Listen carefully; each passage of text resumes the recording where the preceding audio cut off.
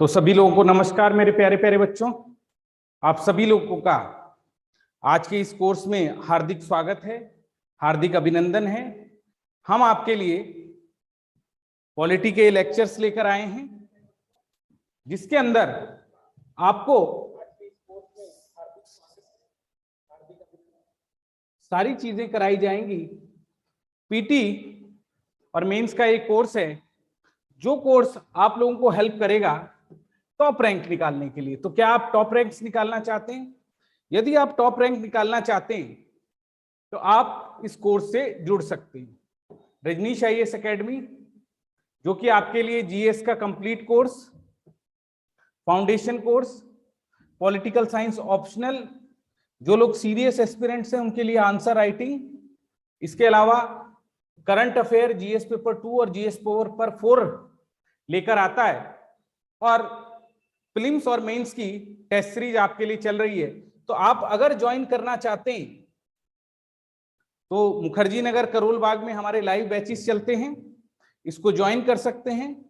यदि आप ऑनलाइन पढ़ना चाहते हैं तो ऑनलाइन भी हमारी वेबसाइट और बाकी सब चीजों पर विजिट कर सकते हैं, और किसी भी कोर्स को करने के लिए आप लोग संपर्क कीजिए यहां पर, इस नंबर पर। तो चलिए, आज हम आपके लिए एक नया बैच लेकर आए हैं, पॉलिटी का, इंडियन पॉलिटी और कॉन्स्टिट्यूशन। इसके अंदर आपको पूरा का पूरा पॉलिटी और कॉन्स्टिट्यूशन कंप्लीट कराया जाएगा। ये क्लासें प्राइमरीली किसके लिए हैं? मेरे प्यारे प्यारे बच्चों, जो भी बच्चे यूपीएससी की तैयारी कर रहे हैं उनके लिए बैच है, कंप्लीट बैच है। किसके लिए कंप्लीट बैच है? पॉलिटी को लेकर। इसमें पॉलिटी की 45 कक्षाएं होंगी, 45 कक्षाएं होंगी, और ये बैच प्रीलिम्स, पीटी का मेंस, पॉलिटी पीटी का मेंस दोनों को कवर करेगा। तो अगर आप अपना पॉलिटी मेंस दोनों निकालना चाहते हैं तो ये बैच आपके लिए। इसके अलावा अगर आप कोई और भी परीक्षा दे रहे हैं जिसके अंदर भारतीय राज व्यवस्था का पूछा जाता है, तो भी ये कोर्स आपको हेल्प करेगा। तो BPSC, UP PCS, Chhattisgarh PCS, even और भी जितने भी छोटे एग्जाम होते हैं वो बच्चे भी इस कोर्स को कर सकते हैं। तो हम लोगों की कोशिश ये है कि 45 क्लासों में आपके प्रीलिम्स के इस साल 15 क्वेश्चन क्लियर हो जाएं। 15 question you will able to solve from this course, और उसके साथ ही आप लोग को 300 से ज्यादा मॉडल आंसर हम लोग कराएंगे, और 2 साल का करंट अफेयर। तो ये बैच ऑफलाइन और ऑनलाइन दोनों में आपके लिए मौजूद है।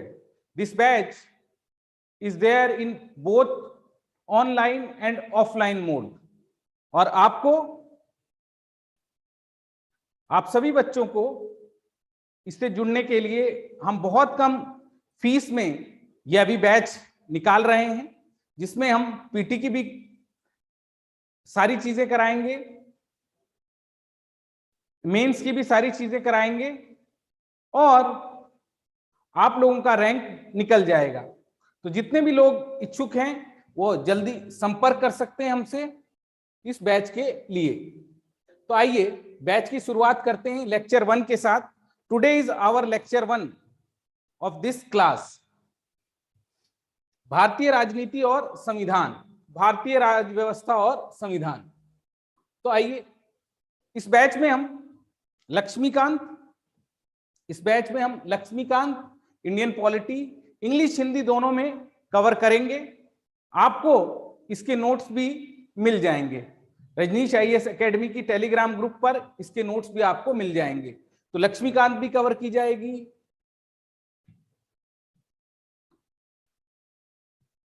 इंग्लिश और हिंदी में, और एनसीईआरटी भी इसमें कवर की जाएगी। तो चलिए आपने पहले चैप्टर की बात करते हैं कि हमारा पहला चैप्टर है कौन सा।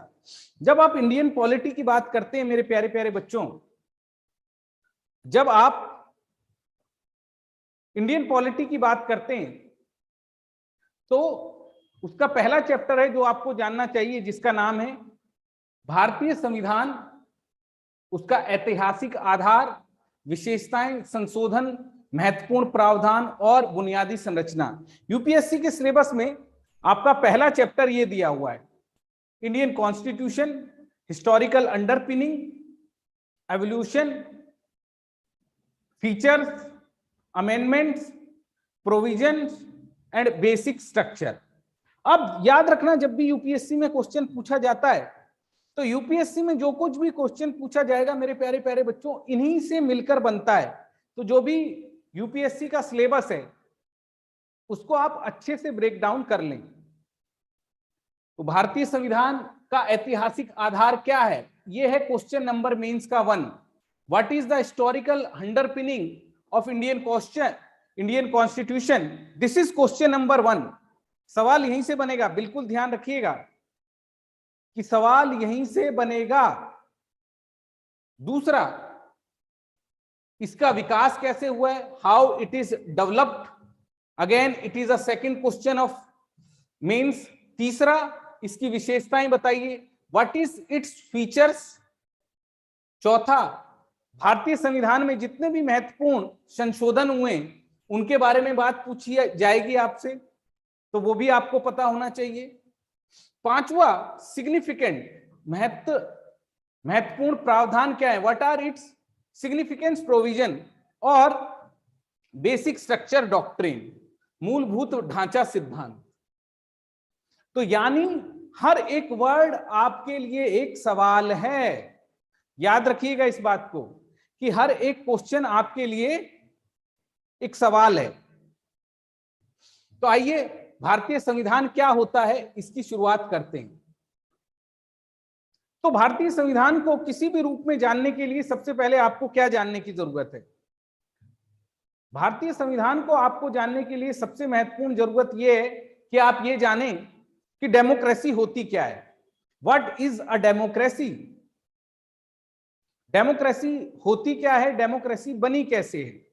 जब आप इस चीज को जानेंगे कि डेमोक्रेसी होती क्या है, ये डेमोक्रेसी बनी कैसे है, तो आप सारी चीजों को हल करने लायक बन जाएंगे। तो आइए, आपको ये तो पता होगा हम लोग लोकतंत्र में रह रहे हैं, we are living in a democracy. इतना तो आप सभी लोगों को पता होगा कि we are living in a democracy, we are living in a democracy. अभी डेमोक्रेसी सर होता क्या है, हम लोगों ने सुना है कि हम लोकतंत्र में रह रहे हैं, 26 जनवरी 15 अगस्त इस तरह की बातें आपने सुनी होंगी, 26 जनवरी 15 अगस्त इस तरह की बातें आपने सुनी होंगी। बिल्कुल सुनिए जी गुरुजी, ये सब बातें हमने बिल्कुल सुनी हुई है, बिल्कुल सुनी हुई है। अब क्या मानव सभ्यता में जो ये आज मोदी जी हैं और योगी जी हैं, ये हमेशा से थे क्या, हमारी संसद हमेशा से थी मेरे प्यारे प्यारे बच्चों। आज हम जानते हैं सरकार के 3 अंग हैं, लेजिस्लेचर, एग्जीक्यूटिव और जुडिशरी। हम ये भी जानते हैं कार्यपालिका, विधायिका और न्यायपालिका है, पर क्या ये हमेशा से थी, is it there, are they there from the beginning when human civilization was there। जब भी मानव सभ्यता थी तो क्या मानव सभ्यता के इतिहास से ही ये थी, are they there from the human civilization, the answer is no. ये बैच इंग्लिश और हिंदी दोनों में कवर होगा, it will be a bilingual batch, और इसके अंदर आपको नोट्स हिंदी और अंग्रेजी दोनों में मिलेंगे। तो हम लोगों की कोशिश ये है कि अपने कोर्सों के थ्रू आपका टॉप 50 में रैंक लगवाएं। हमारी कोशिश यह है कि अपने कोर्सों के थ्रू आपका टॉप 50 में रैंक लगवाएं, ठीक है। तो टॉप 50 के लिए हम लोग अपने सारे कोर्स चलाते हैं, उसी को हम बात करते हैं कि भाई मानव इतिहास में क्या हमेशा से ये संस्थाएं थी, लोकतंत्र था? The answer is no. इन संस्थाओं का एवोल्यूशन हुआ है मेरे प्यारे प्यारे बच्चों। ये संस्थाएं पहले नहीं थी इस दुनिया में। लोकतंत्र, democracy was form in glorious revolution. याद रखना कि लोकतंत्र का विकास कब हुआ था? पहला लोकतंत्र इस दुनिया में, the first democracy in this world came in 1688 through glorious revolution. श्वेत क्रांति के द्वारा इस दुनिया में पहला लोकतंत्र आया था। उससे पहले मोनार्की पूरी दुनिया में चल रही थी। There was monarchy going on in the entire world. तो इस दुनिया में ग्लोरियस रेवोल्यूशन से पहले लोकतंत्र नहीं था। तो पहला लोकतंत्र आया इंग्लैंड में। फिर आप जानते होंगे यूनाइटेड स्टेट, फ्रांस, कनाडा, इस तरह से लोकतंत्र आया। और आज लोकतंत्र के अंदर in a democracy we have 3 organisations. आज लोकतंत्र में मेरे प्यारे प्यारे बच्चों हमारे पास 3 संस्थाएं हैं, विधायिका, कार्यपालिका और न्यायपालिका। Legislature, executive and judiciary. अब अगर आप यूपीएससी के प्रीलिम्स के सारे सवालों को निकालना चाहते हैं तो, क्योंकि यूपीएससी फैक्चुअल सवाल नहीं पूछता है, they don't ask for factual questions, वहां पर कॉन्सेप्चुअल क्वेश्चन आपसे पूछे जाएंगे। और यदि आप उन क्वेश्चनों को जानना चाहते हैं तो आपकी अंडरस्टैंडिंग का लेवल बहुत ही मैच्योर होना चाहिए। तो क्वेश्चन आएगा मार्क्सवाद पर, क्वेश्चन आएगा समाजवाद पर। The question will be on the what is Marxist idea, what is socialist idea, सीमित सरकार किसको कहते हैं, what is limited form of government, what is fundamental right. जो अब यूपीएससी के पूछने का तरीका हो गया है, वो यूपीएससी का पूछने का तरीका बहुत फंडामेंटल क्वेश्चंस को वो आपसे पूछना चाहता है। तो इस कोर्स के अंदर हम इस तरह से प्लान कर रहे हैं कि छोटे से छोटे फंडामेंटल्स पर, एक एक चीज पर आपकी पकड़ आए, और जो आसान आसान कॉन्सेप्ट वो घुमा फिराकर अपनी क्लास में पूछता है, उसका हल निकालने में आप आसानी से सफल हो जाए। तो those difficult concept which UPSC ask,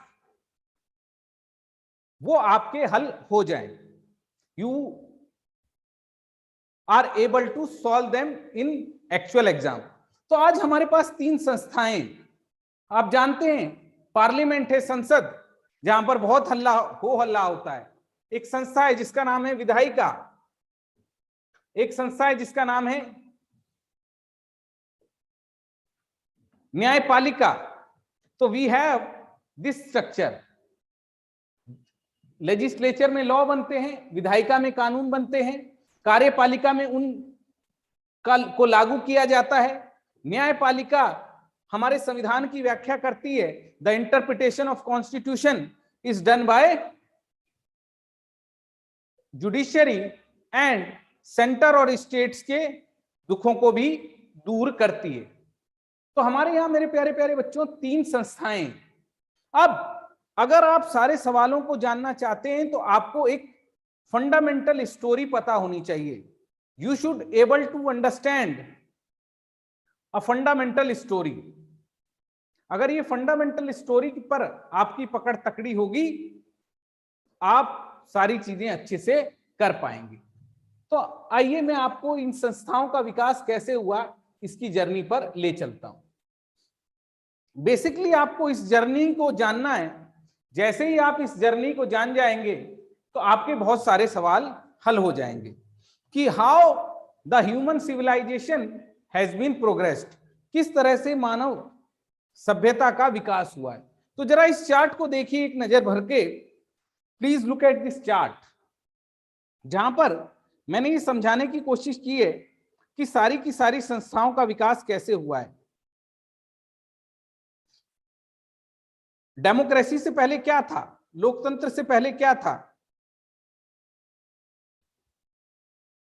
इस दुनिया में बाकी संस्थाओं का विकास कैसे हुआ, how the other bodies got evolve, यह संस्थाएं कैसे आई,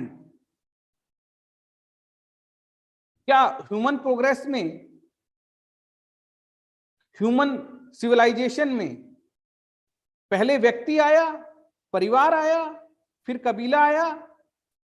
यस, पहले परिवार आया, कबीला आया, और वहीं से चीजों का विकास हुआ। उस विकास की जर्नी को हम आगे पढ़ते हैं, उस विकास की जर्नी को ही हमको समझना है।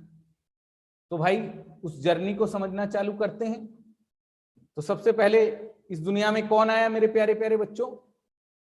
यूपीएससी का एस्पिरेंट आया। द यूपीएससी एस्पिरेंट केम। तो आपका भी रैंक निकले, निशांत जैन की तरह आपका रैंक निकले। ये टॉपर्स हैं जिन्होंने अपने अपने टाइम में फर्स्ट रैंक निकाला है, और मैं ऐसी शुभकामनाएं आप सभी बच्चों को देता हूं कि आप लोग भी रैंक निकाल पाए। तो ये है अपना यूपीएससी एस्पिरेंट। इस दुनिया में जब मानव आया तो इसी तरीके का होगा। आज का मानव आप हैं, यूपीएससी के एस्पिरेंट, जिनके एक हाथ में हिंदू, दूसरे में चाय, और तीसरे में सिलेक्शन की एक आशा। तो चलिए आपका रैंक चले, इससे स्टोरी को चालू करते हैं और समझने की कोशिश करते हैं इंडियन पॉलिटी को। तो इस दुनिया में मेरे प्यारे प्यारे बच्चों एक प्रोसेस है जिसके तहत सारी चीजों का विकास हुआ है। There is a process through which entire thing is evolve. सबसे पहले कौन आया इस दुनिया में? सबसे पहले व्यक्ति आता है मेरे प्यारे प्यारे बच्चों, फिर वो परिवार बनाता है, फिर ट्राइबल कल्चर, फिर थियोक्रेसी और मोनार्की एक साथ भी लिख सकते हैं, और आज लोकतंत्र। ये एक जर्नी है पॉलिटिकल साइंस की कि किस तरह से पॉलिटी इवॉल्व हुई है। अगर आप इस जर्नी को समझते हैं तो आप सब कुछ समझते हैं, और अगर आप इस जर्नी को नहीं समझते तो देयर में बी अ प्रॉब्लम। तो आपको रैंक निकालने के लिए इस जर्नी को अच्छे से समझना होगा। तो आइए समझने की कोशिश करते हैं। ये रहे वह व्यक्ति जो इस दुनिया में सबसे पहले आया। लेकिन व्यक्ति कहां अकेले आता है? व्यक्ति आता है परिवार में। We all came in the family. हम सब लोग परिवार में आते हैं, और जब परिवार में आते हैं तो परिवार में 3 काम होते हैं, वही काम जो लोकतंत्र में होता है। The function which are performed in a democracy, the same function is perform at the state level. तो जो काम मेरे प्यारे प्यारे बच्चों लोकतंत्र में होते हैं वही काम घर में होते हैं, बस व्यवस्थाएं बदल जाती हैं। द सिस्टम गॉट चेंज, लेकिन मूलभूत रूप से काम वही रहते हैं। वो काम क्या है? एक फैमिली में क्या काम होते हैं मेरे बच्चों? देखिएगा, एक फैमिली में भी यही 3 काम होते हैं। हम अपने घरों में जब रहते हैं तो हमारे माता पिता हमारे लिए क्या बनाते हैं? नियम बनाते हैं, नियमों को लागू कराते हैं, और अगर हम उन नियमों को माने तो हमको पुरस्कार मिलता है, और अगर हम उन नियमों को ना माने तो क्या होता है? पनिशमेंट मिलती है। तो पिताजी, माताजी हमारे लिए 3 काम करते हैं: law making, implementation of those laws, and provide reward and punishment. हर घर में यही होता है। उदाहरण देके समझाऊं? उदाहरण देके समझाता हूं। इन एवरी फैमिली, हमारी फैमिली ये डिसाइड करती है कि हमको क्या खाना है, क्या पहनना है, कैसे जीना है, कितने बजे सो के उठना है, भाषा शैली हमारी कैसी होनी चाहिए, यह सब कुछ किसके द्वारा डिसाइड होता है? यह सब कुछ डिसाइड होता है हमारी फैमिली के द्वारा।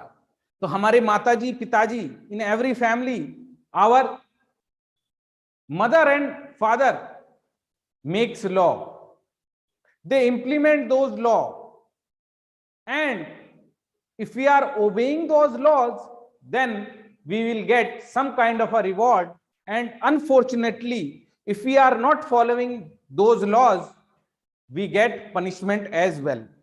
तो हर एक फैमिली में ये 3 काम होते हैं, कानून बनाना, कानूनों को पालन कराना और दंड और पुरस्कार देना। जैसे एक और उदाहरण देकर मैं आपको समझाना चाहूंगा। जैसे पिताजी ने एक घर बनाया, एक कानून बनाया, इस बच्चे के पिताजी ने एक कानून बनाया कि भाई तू अगर कॉलेज पास हो गया, अगर आप कॉलेज पास हो गए तो आपको क्या मिलेगा? अगर आप कॉलेज पास हो गए तो आपको मिलेगी bike, you will get a bike. लड़कियों के लिए क्या नियम बनाया कि अगर आप पास हो गए, 10वीं लगा लो, 12वीं लगा लो, कुछ भी आप लगा सकते हैं, तो why should boys have all the fun? लड़कों को ही सब कुछ क्यों मिले? लड़कियों को भी कुछ फन होना चाहिए। तो उनको बोला आपको स्कूटी मिलेगी, you will get the scooty, you will get the scooty. पर मेहनत करके करना। पापा देखते थे पढ़ रहा है कि नहीं, टेस्ट में मार्क्स ला रहा है कि नहीं। आखिरी में जाके क्या हुआ? बच्चा पास नहीं हुआ, बच्चा हो गया फेल। तो पिताजी ने नियम बनाया था, उसको इंप्लीमेंट भी करा रहे थे, लेकिन वो लॉ को आपने तोड़ दिया, उस बच्चे ने तोड़ दिया। तो क्या अब उसको रिवॉर्ड मिलेगा? Will he get the reward? The answer is no, he will not get the reward. क्या मिलेगा अब उसको? मेरे जिगर के टुकड़ों, उसको मिलेगी punishment. He will get the punishment. सबसे पहले तो उसकी पॉकेट मनी छीनी जाएगी। क्या छीनी जाएगी? Pocket money. पॉकेट मनी छीनी जाएगी और उसको फिर किसी ओपन इंस्टीट्यूट में एडमिशन कराया जाएगा। ओपन इंस्टीट्यूट में उसका एडमिशन कराया जाएगा। तो देखा आपने किस तरह से परिवार ये 3 काम करता है।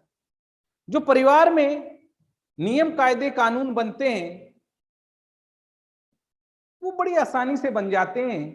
एक परिवार बहुत छोटा आता है, the family is small. Family क्या होती है मेरे बच्चों? स्मॉल होती है। और उस स्मॉल फैमिली में नियम कायदे कानून बहुत अच्छे तरीके से बन जाते हैं, उनको लेकर कोई भी परेशानी नहीं आती। तो हम सब लोगों की जो पर्सनल लाइफ होती है, जो हम अपने घरों में जीते हैं, उसको क्या कहते हैं? उसको कहते हैं मेरे जिगर के टुकड़ों, मेरे प्यारे प्यारे बच्चों, निजी जीवन। कौन सा जीवन? निजी जीवन। क्या कहते हैं? निजी जीवन। तो जो भी हमारे घर का जीवन होता है उसके लिए एक शब्द आप याद रखेंगे, निजी जीवन। और निजी जीवन के नियम अधिकतर, हर लॉ नहीं, ये मैं आगे बताऊंगा आपको। हमारे जीवन में निजी जीवन के जितने भी नियम कायदे कानून हैं वो किसके द्वारा बनाए जाते हैं? वो बनाए जाते हैं हमारी फैमिली के द्वारा। तो every family is a happy family. Every family is a happy family. सभी फैमिली खुश फैमिली रहती है, कोई दिक्कत नहीं है। दिक्कत आना चालू होती है यहां, और यहीं पर बनता है राज्य, और यहीं पर होती है राजनीति, और यहीं पर निर्माण होता है सारी की सारी संस्थाओं का। जितना भी सेटअप होता है, जब ये पूरी दुनिया में राजनीति की शुरुआत हुई तो उस सेटअप की शुरुआत कहां से हुई? मेरे जिगर के टुकड़ों, उस सेटअप की शुरुआत हुई यहां से। क्यों? कि भाई अपने अपने काम सब लोग निजी जीवन में आसानी से कर पा रहे थे, all the people were able to perform their function of private life very very easily, but why, then why you should ask a question, why the state has evolved.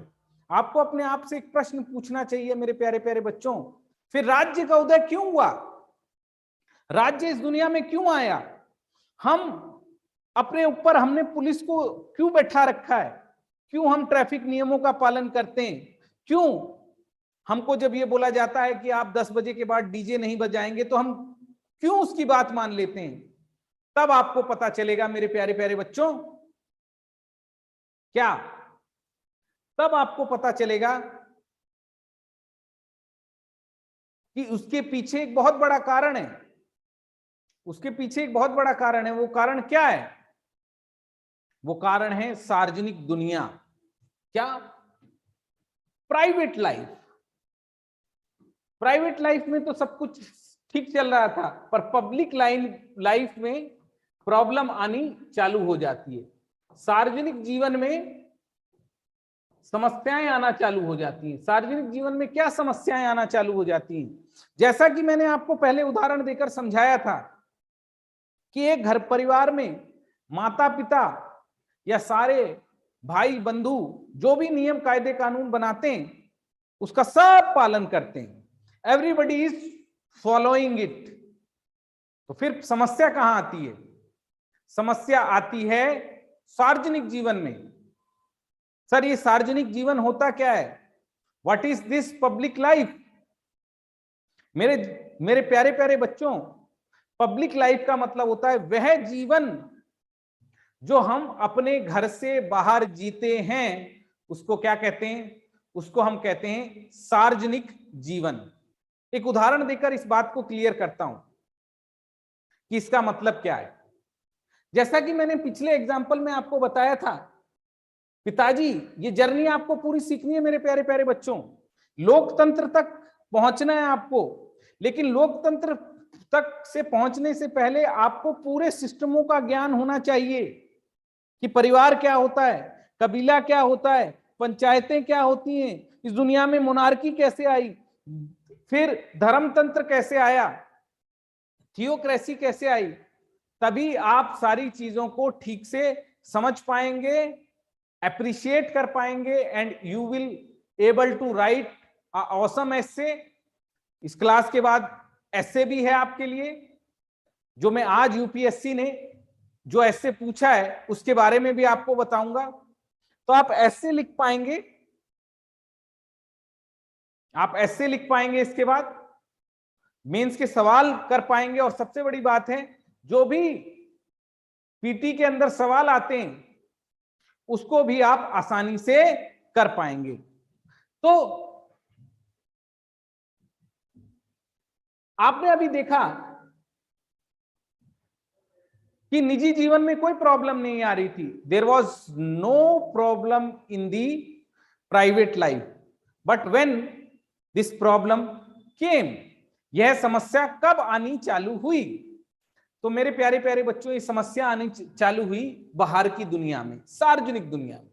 इस पिताजी ने अपने बच्चे से कहा बेटा कॉलेज पास कर जाना, तुमको बाइक मिलेगी, 10वीं पास कर जाना, 12वीं पास कर जाना। अभी अपने इनके लिए, अपने बच्चों के लिए नियम बनाना बहुत आसान है, इनके लिए, अपने बच्चे के लिए नियम बनाना बहुत आसान है, परंतु क्या ये सभी के बच्चों के लिए नियम बना सकते हैं, दिस इज द क्वेश्चन। और यहीं से आपको पता चलेगा राज्य का उदय होता है, सरकारों का उदय होता है। From this problem you will able to appreciate and understand why there was a need of state and why there was a need of government, कि गवर्नमेंट का उदय क्यों हुआ, गवर्नमेंट का उदय क्यों हुआ, राज्य का उदय क्यों हुआ। इसीलिए हुआ कि मैं एक उदाहरण देकर आपको समझाता हूं कि ये बच्चे उन अंकल जी के ही पड़ोस में रहते थे और उसी क्लास में पढ़ते हैं जिस क्लास में उनका बच्चा पढ़ता है। तो अंकल जी आए और अंकल जी ने आने के बाद देखा कि मेरा बच्चा तो पढ़ रहा है, ये 4 बच्चे उसी की क्लास के हैं जो खेल रहे हैं, लगे हुए हैं खेलने में। तो अंकल जी इनके पास पहुंचे और बोले, बेटा क्या कर, घर जा पढ़ाई लिखाई कर, नहीं तो फेल हो जाएगा। ये बच्चे फिर भी खेलने में लगे। अंकल को आया गुस्सा और उन्होंने बोला, जाओ, जाते हो कि नहीं, बताऊं तुम्हें अभी। इस तरह की बातें आपने सुनी होगी, छोटे बच्चों में तो ये बातें चल जाती हैं, लेकिन ये तो कॉलेज गोइंग स्टूडेंट है। इन्होंने आओ देखा ना ताओ और अंकल जी में बैट चला दिया और बोला, ये नियम कायदे कानून हम पे मत चलाओ, हम तोहरे बिटवा बिटवा नहीं, हम तुम्हारे बच्चे नहीं हैं। ये हुक्म कानून बनाना, कानून का पालन कराना या दंड और पुरस्कार देना अपने घर में अपने बच्चों को, अब यहीं से सारी की सारी प्रॉब्लम आती है और यहीं से राज्य का उदय होता है कि भाई इस दुनिया में अपने घर के अंदर प्राइवेट लाइफ में बंद कमरे में अपने दरवाजे के अंदर एक फैमिली अपने अफेयर्स को रेगुलेट कर सकती है, एक परिवार अपने आप को रेगुलेट कर सकता है, परंतु बाहर की दुनिया में समस्याएं आती हैं। और जब बाहर की दुनिया में समस्याएं आती हैं तो क्या करें? आपने सुना होगा लोग पार्किंग को लेकर लड़ते हैं। आज दिवाली पे पटाखे फोड़े जाएं या ना फोड़े जाएं, इसको लेकर लड़ते हैं। प्रार्थनाएं कहां होनी चाहिए, धर्मों का क्या होना चाहिए, लड़ते हैं। तो मानव इतिहास में अलग अलग तरह के लोग पाए जाते हैं और अलग अलग लोगों की अलग अलग आकांक्षाएं रहती हैं और कोई किसी की बात नहीं मानता था। तो मानव इतिहास में जब सभ्यता का विकास हुआ तो ये प्रॉब्लम आई कि अपने घर के अफेयर्स को रेगुलेट करना तो बहुत आसान है, लेकिन जैसे ही दरवाजे के बाहर जाते हैं, कौन किसकी बात मानेगा, लोग आपस में झगड़ने लगे। मजबूत लोग कमजोर लोगों को सताने लगे, लॉ ऑफ फिशरी चल गया, मत्स्य न्याय चल गया और तभी राज्य का उदय हुआ। एक ऐसी संस्था का उदय हुआ पुराने जमाने में जिसने सार्वजनिक जीवन को रेगुलेट करने की कोशिश की कि कोई ऐसी अथॉरिटी चाहिए, जिस तरह की अथॉरिटी घर के अंदर पिताजी होते हैं, इस दुनिया को चलाने के लिए भी, सार्वजनिक जीवन को चलाने के लिए भी एक ऐसी अथॉरिटी होनी चाहिए जो सब कुछ चलाए। और क्या ऐसी अथॉरिटी का जन्म हुआ? हाँ, इस प्रॉब्लम को दूर करने के लिए कि लोग घर के अंदर तो पिताजी और माताजी की बात मान लेते हैं, लेकिन घर के बाहर नहीं मानने चाहते, तो बाहर के लिए किसी ना किसी संस्था को बनाना पड़ेगा। और उस संस्था को कहां बनाया गया मेरे प्यारे प्यारे बच्चों? आपने पुराने जमाने में सुना होगा कबीला सिस्टम, पंचायत, जहां पर पंच लोग बैठकर, कबीले का सरदार बैठकर, आपने सुना होगा इस आदमी को बना दिया। या आज की डेट में आप पंचायत को भी देखते हैं, पुराने जमाने में भी आपने पंचायतों के बारे में सुना होगा। You must have heard about panchayat, you must have heard about panchayat.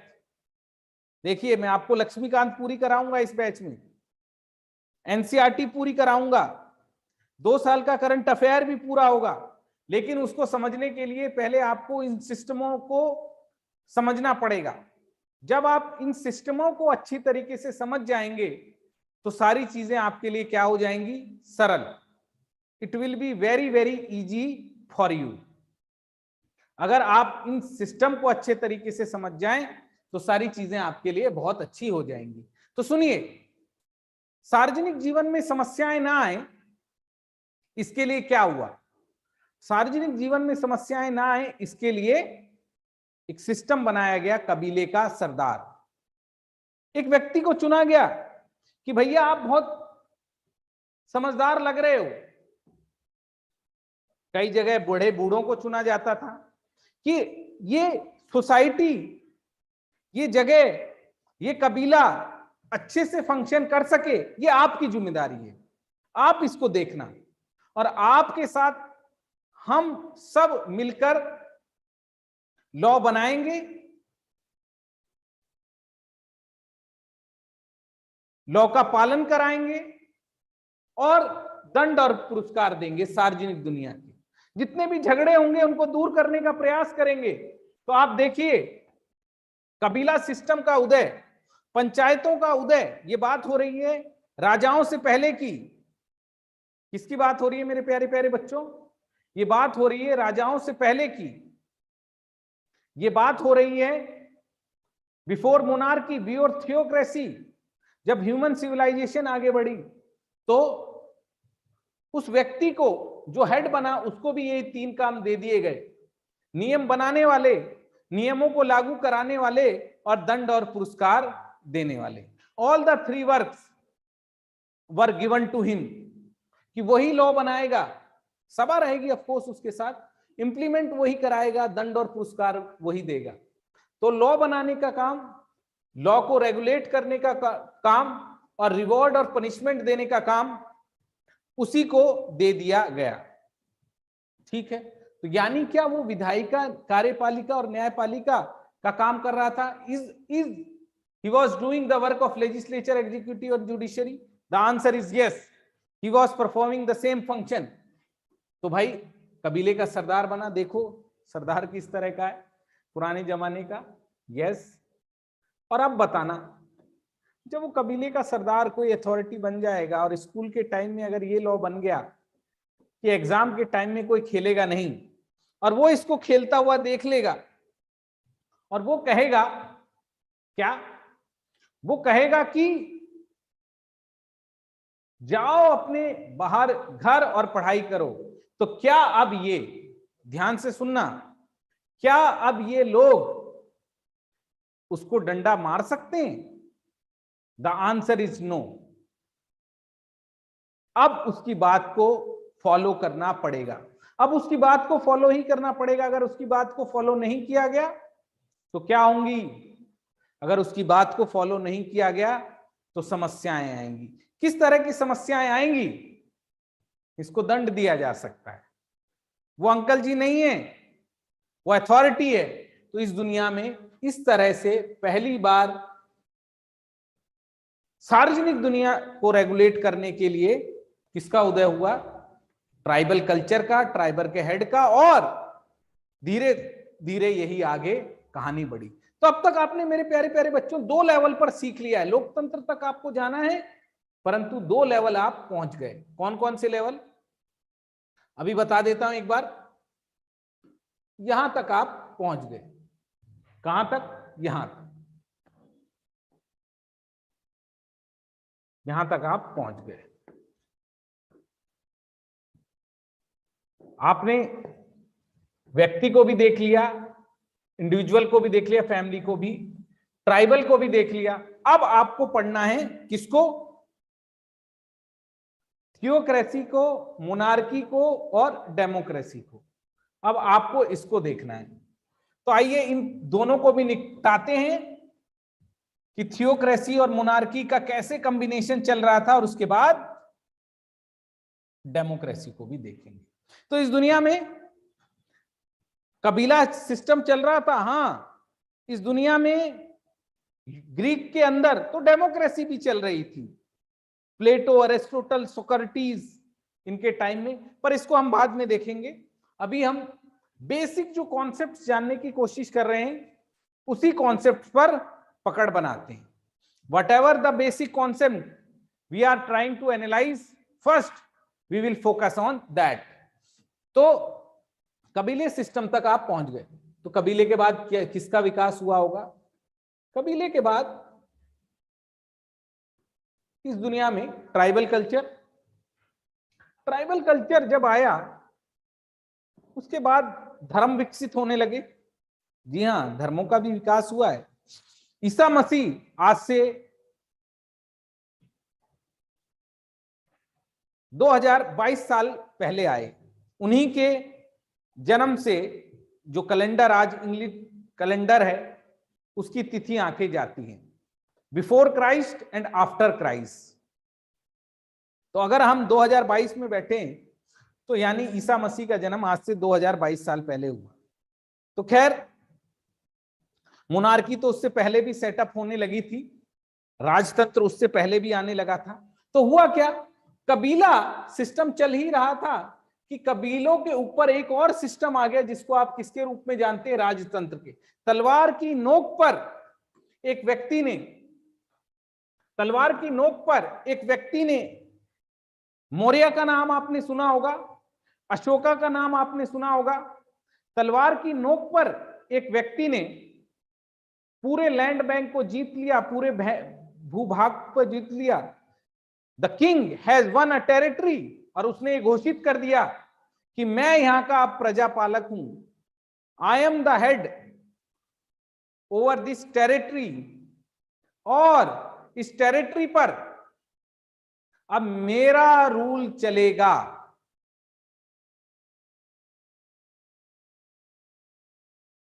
मैं भी 3 काम परफॉर्म करूंगा और जितनी भी यहां पर प्रजा रहती है उस सबको मेरी बात माननी पड़ेगी। तो यह भी आया, आपने सुना होगा भारत में मौर्य, गुप्ताज, चंदेल, सतवानाज, इन्होंने यह बड़ी से बड़ी लैंड जीत लेते थे और वहां के जनता पर अपना शासन करते थे। और शासन करते वक्त क्या करते थे, they won huge territories and used to govern them. किस तरह से, जिन बच्चों ने पिक्चर देखी है बाहुबली, देखिए कि नहीं, मेरा वचन ही है मेरा शासन, मेरा वचन ही है मेरा शासन। तो मेरा वचन ही है मेरा शासन कैसे है, मेरा वचन ही है मेरा शासन है। ये भी 3 काम किया करते थे। इस दुनिया में कुछ अच्छे राजा हुए, फ्यू किंग्स वर ग्रेट। वो सचमुच में जिस तरह से पिता अपने बच्चों को ट्रीटमेंट देता है, उसी तरीके से अच्छे राजा जो हुए उन्होंने जनता को अपनी प्रजा के रूप में माना, जनता को अपनी प्रजा के रूप में माना और उस प्रजा के लिए ये काम करना चालू किए। कौन सा काम, नियम बनाना। उस पूरी की पूरी लैंड बैंक पर वही नियम बनाते थे। ऑफ कोर्स उनके पास सेनापति थे, मंत्री परिषद था, सब कुछ था, but who was the supreme authority, who was the supreme authority. तो आपको जान के बड़ा ताज्जुब होगा कि सुप्रीम अथॉरिटी उस टाइम थी राजा। राजा उस समय सर्वोच्च सत्ता होता था, वही नियम बनाता था, नियमों को लागू कराता था और दंड और पुरस्कार देता था। तो आपने पुरानी पिक्चरों में देखा होगा कि जस्टिस मांगने भी लोग उसी के पास आते थे, घंटी भी उसके यहां बजाई जाती थी, सेनापति भी वो रखता था, तो फाइनल डिसीजन वही देता था। और देश के अंदर क्या नियम कायदे कानून बनेंगे इसकी जिम्मेदारी भी उसी के पास थी। तो he was the following the authority, वही अथॉरिटी को देख रहा था। तो राजाओं का सिस्टम आपने देखा, कई राजा बहुत अच्छे हुए। अशोका, अकबर का नाम भी लिया जाता है, और भी कई राजाज हैं जिनको बढ़िया माना जाता है। बाहुबली टाइप राजा। पर क्या सभी राजा अच्छे हुए मेरे प्यारे प्यारे बच्चों? Were all the kings were great? The answer is no, all king were not great. अगर सभी के राजा अच्छे होते, अगर सभी राजा अच्छे होते तो फिर आज हम मोनार्की में ही ना जी रहे होते।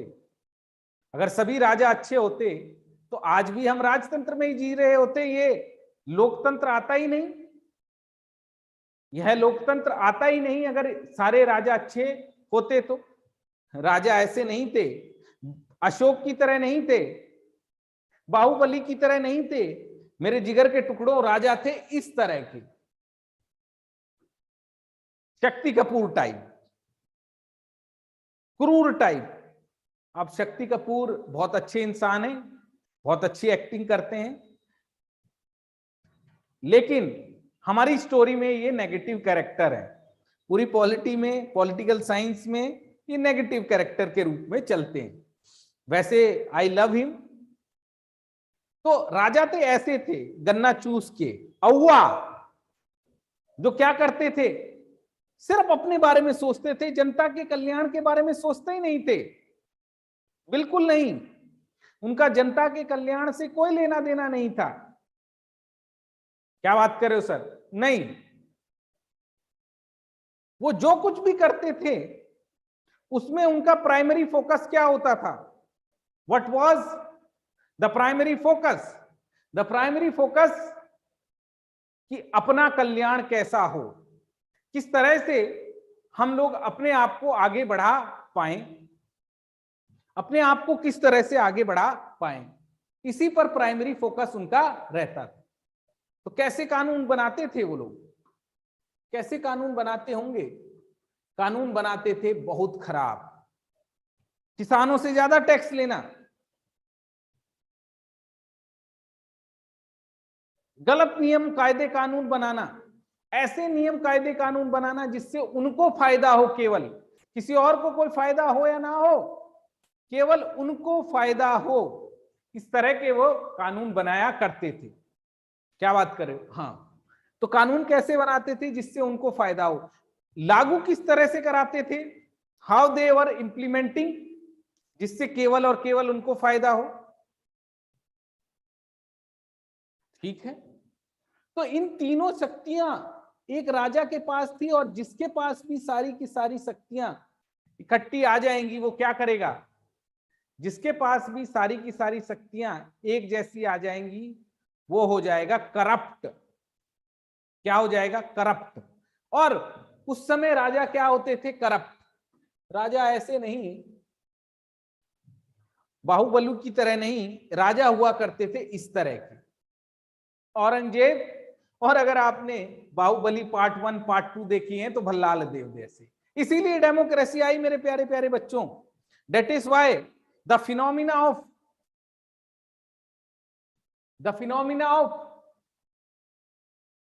monarchy stopped, ended, eroded, thrown back, and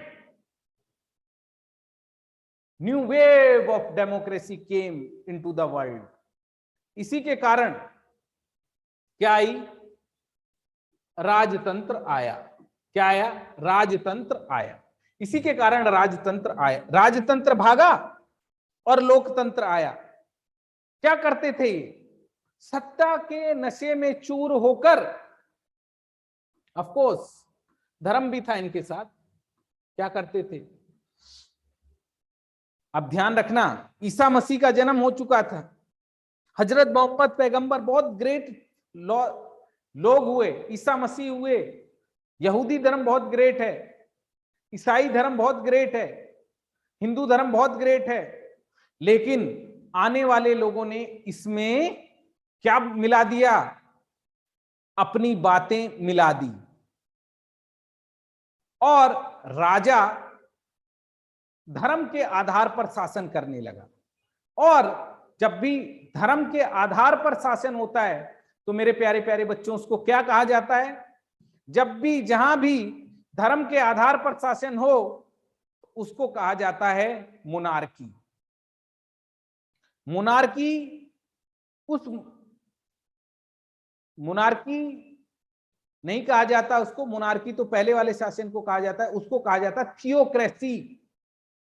जब धर्म के आधार पर चाहे राजा हो या कोई और अन्य व्यक्ति अगर धर्म के आधार पर शासन चलाएगा तो उसको कहा जाता है थियोक्रेसी, धर्मतंत्र। अफगानिस्तान में आज जो तालिबान का शासन आया है वो क्या है? उनका यही कहना है कि हम क्या करेंगे? हम धर्म के आधार पर शासन चलाएंगे। तो धर्म तो बहुत अच्छी चीज होता है, लेकिन राजाओं ने धर्म का गलत व्याख्या की, धर्म के कुछ ठेकेदारों ने धर्म की गलत व्याख्या की, और जब धर्म के ठेकेदारों ने इसकी गलत व्याख्या की तो क्या हुआ मेरे प्यारे प्यारे बच्चों? तब आने लगी समस्याएं। क्या समस्याएं? जाति प्रथा, धर्म की गलत व्याख्या करके जाति प्रथा को लाया गया, जहां पर 4 वर्ण बनाकर हिंदुस्तान में एक वर्ण को बिल्कुल बाहर कर दिया गया। ना उनकी कोई संपत्ति होगी, ना उनको शिक्षा मिलेगी, ना उनकी कोई संपत्ति होगी, ना उनको कोई शिक्षा मिलेगी। मोर का पंख लगाकर गांव के बाहर रहो, और जब गांव के अंदर आओगे तो मोर का पंख लगा के आना और ढोल बजाते हुए आना। अगर तुम्हारी परछाई भी किसी को लग गई तो दोबारा नहाना पड़ेगा, और तुमको क्या मिलेगा मेरे प्यारे प्यारे बच्चों? उस व्यक्ति को दंड मिलेगा। इस तरह की वर्ण व्यवस्था हिंदुस्तान में एग्जिस्ट रही है, और जो हमारे लिए बहुत शर्म की बात रही है। और अगर आज भी ऐसा कहीं हो रहा है तो इट इज शेमफुल, बिल्कुल गलत है। तो खैर, हम बैक टू टॉपिक पहुंचते हैं। तो धर्म का सहारा लेकर, चाहे वो धर्म तंत्र हो, चाहे वो राजतंत्र हो, गलत तरीके से शासन कर रहा था, गलत तरीके से शासन कर रहा था, और उसी से सारी की सारी समस्याएं आना चालू हो गई थी। All the problems were because of that. तो क्या किया राजतंत्र और धर्मतंत्र ने? युद्ध सुने होंगे आपने कि इस दुनिया में बहुत सारे युद्ध हुए। किस तरह के युद्ध? युद्ध हुए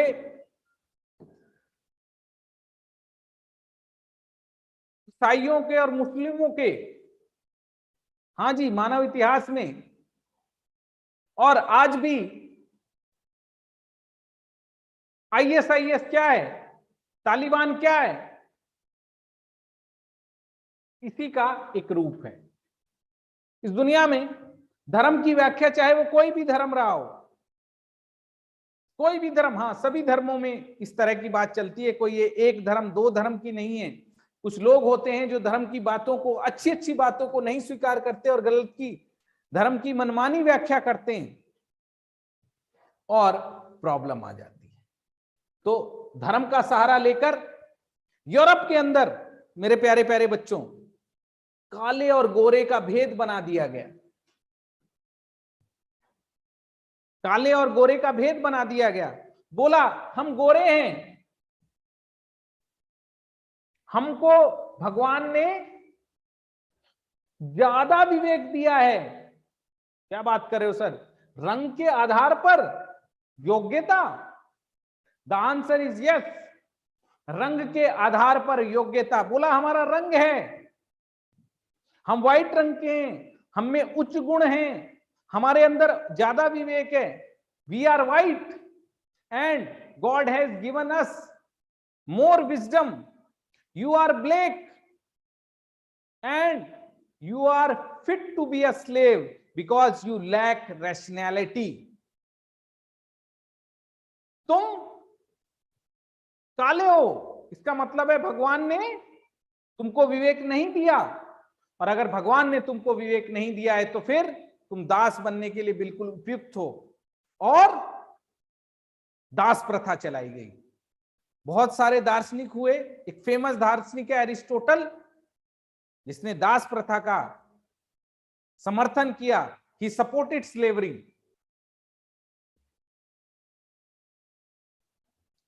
ब्रिटिशर भी जब इंडिया में आए तो वो भी यही कहते थे, भारतीयों तुम्हारा रंग सफेद नहीं है, हम उच्चतर सभ्यताएं हैं, हम आ रहे हैं तुमको चूसने नहीं, तुम्हारे रिसोर्सेस की सकिंग करने नहीं, तुम्हारा खून चूसने नहीं, परंतु तुमको एक मानवीय सभ्यता के रूप में बनाने, ऐसा झूठ बोलकर आते थे। और एक फेमस थ्योरी आपने हिस्ट्री में पढ़ी होगी, व्हाइट बर्डन थ्योरी, श्वेत भार का सिद्धांत। श्वेत भार का सिद्धांत कि हम जाएंगे, सपेरों का देश है इंडिया, तो उनको पता नहीं समानता क्या होती है, उनको पता नहीं स्वतंत्रता क्या होती है। सभ्यता क्या होती है, लोकतंत्र क्या होते हैं, सिस्टम क्या होते हैं, राइट्स क्या होते हैं। हम जाएंगे और वहां पर सिस्टम को एस्टेब्लिश करेंगे, ऐसा ही सिखाते थे वो, और यही बोल बोलकर वो इंडिया में आए थे। लेकिन असलियत में वो इंपीरियलिस्ट पावर थे और हमारे ऊपर कंट्रोल करना चाहते थे। क्या करना चाहते थे? कंट्रोल, और हमारे रिसोर्सेज की सकिंग करना चाहते थे। खैर, तो तुम काले हो, तुम दास रहो। तो धर्म की गलत व्याख्या कर कर स्लेवरी आ गई। महिलाओं की बुरी दशा, सती। एक व्यक्ति तो अपने पास 10-10, 12-12 शादियां कर रहा है, अपने आप को ईश्वर का पुत्र बता रहा है, उच्चतर जाति बता रहा है, और महिलाओं के साथ बुरा व्यवहार कर रहा है। If you are the all the privilege were the privilege of the man, and woman were treated as a second grade citizen. Women was traded, dowry, sati, parda. These were the evils persisting in the society. महिलाओं की दशा खराब थी, और monarchy और theocracy के time पर और खराब हो गई।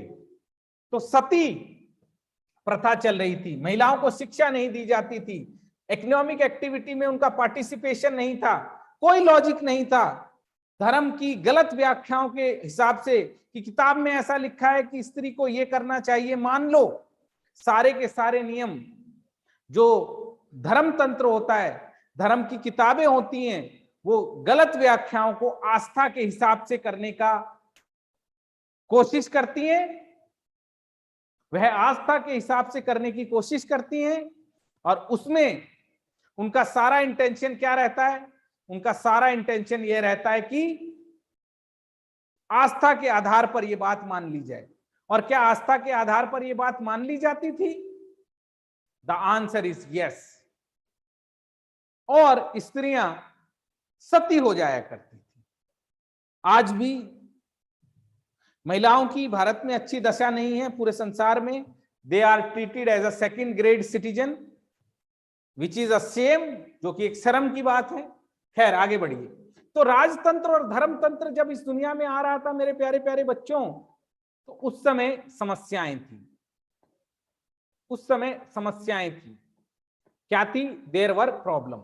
यहां तक पहुंच गए, we have reached to this level, now we will come to democracy. अब हम जल्दी से ही डेमोक्रेसी पर आ जाएंगे। तो आइए, आपने देखा दास प्रथा, महिला प्रथा, जाति भेद, ये राजा लोग किसानों से ज्यादा टैक्स लिया करते थे। They were taking more tax, higher and higher tax. रूस की क्रांति लो या फ्रांस की क्रांति लो, सारे के सारे अधिकार पोप के, पादरियों के, फ्यूडल्स के, सामंतों के, कुलीन वर्ग के, ऐसा आपने सुना होगा।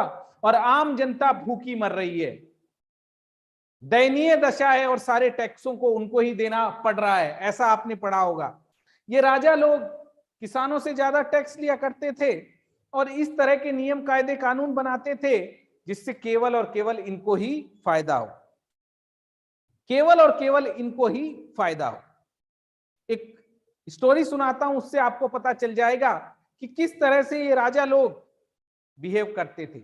आपको एक टर्म्स क्लियर होना चाहिए अगर आपको यूपीएससी निकालना है, तो उस टर्म्स का नाम है कानून का शासन, rule of law, rule of man and rule of law. यहीं से आपका सेकुलरिज्म निकलेगा, धर्मनिरपेक्षता निकलेगी। यहीं से जो अब मैं पढ़ा रहा हूं, मॉडर्न डेमोक्रेसी के जितने भी फीचर्स हैं, मॉडर्न डेमोक्रेसी के जितने भी फीचर्स हैं, चाहे वो इक्वालिटी है, चाहे वो फ्रेटर्निटी है, चाहे वो लिबर्टी है, चाहे वो सेकुलरिज्म है, चाहे वो वुमेन स्टेटस है, सब यहीं से निकलेगा। स्वतंत्रता, बंधुता, समानता, नारी को इक्वल राइट देना, सारे के सारे, या फिर धर्मनिरपेक्षता की बात, जो आप आज देखते हैं, आज जितना भी इंडियन एक्सप्रेस, हिंदू में या जितनी भी पॉलिटिकल सेटअप में समस्याएं आती हैं, वो आपको धीरे धीरे धीरे 5-7 क्लासों में सारी की सारी समझ में आ जाएंगी। आप बिल्कुल भी चिंता मत करिएगा, बस इस कोर्स को एंजॉय कीजिएगा, नोट्स बनाते चलिएगा। नोट्स हमारे टेलीग्राम पर सारे हैं और उससे आपको लाभ मिलेगा। मैं अब आपको बताता हूं कि किस तरह की सिचुएशन थी, किस तरह से मनमानी करता था राजा। तो मेरे प्यारे प्यारे बच्चों, राजा ने एक नियम बनाया, ध्यान से सुनना। राजा ने बनाया एक नियम। राजा क्योंकि तीनों ताकत उसके पास थी, all the 3 powers were in the hand of one person, that was king. राजा के पास ही सारी की सारी ताकत हुआ करती थी। राजा ने एक नियम बनाया कि जो भी चोरी कर कर आगे आएगा उसके हाथ काट दिए जाएंगे, जो भी चोरी कर कर आएगा उसके हाथ काट दिए जाएंगे, ऐसा लॉ बना दिया। ठीक है,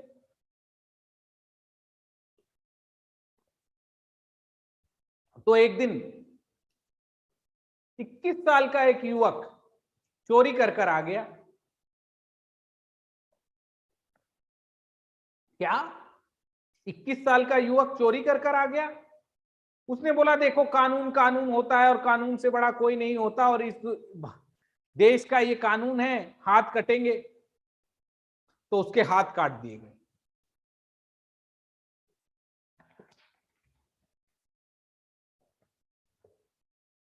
क्या काट दिए गए मेरे प्यारे प्यारे बच्चों? उसके हाथ काट दिए गए। ठीक है, अच्छी बात है।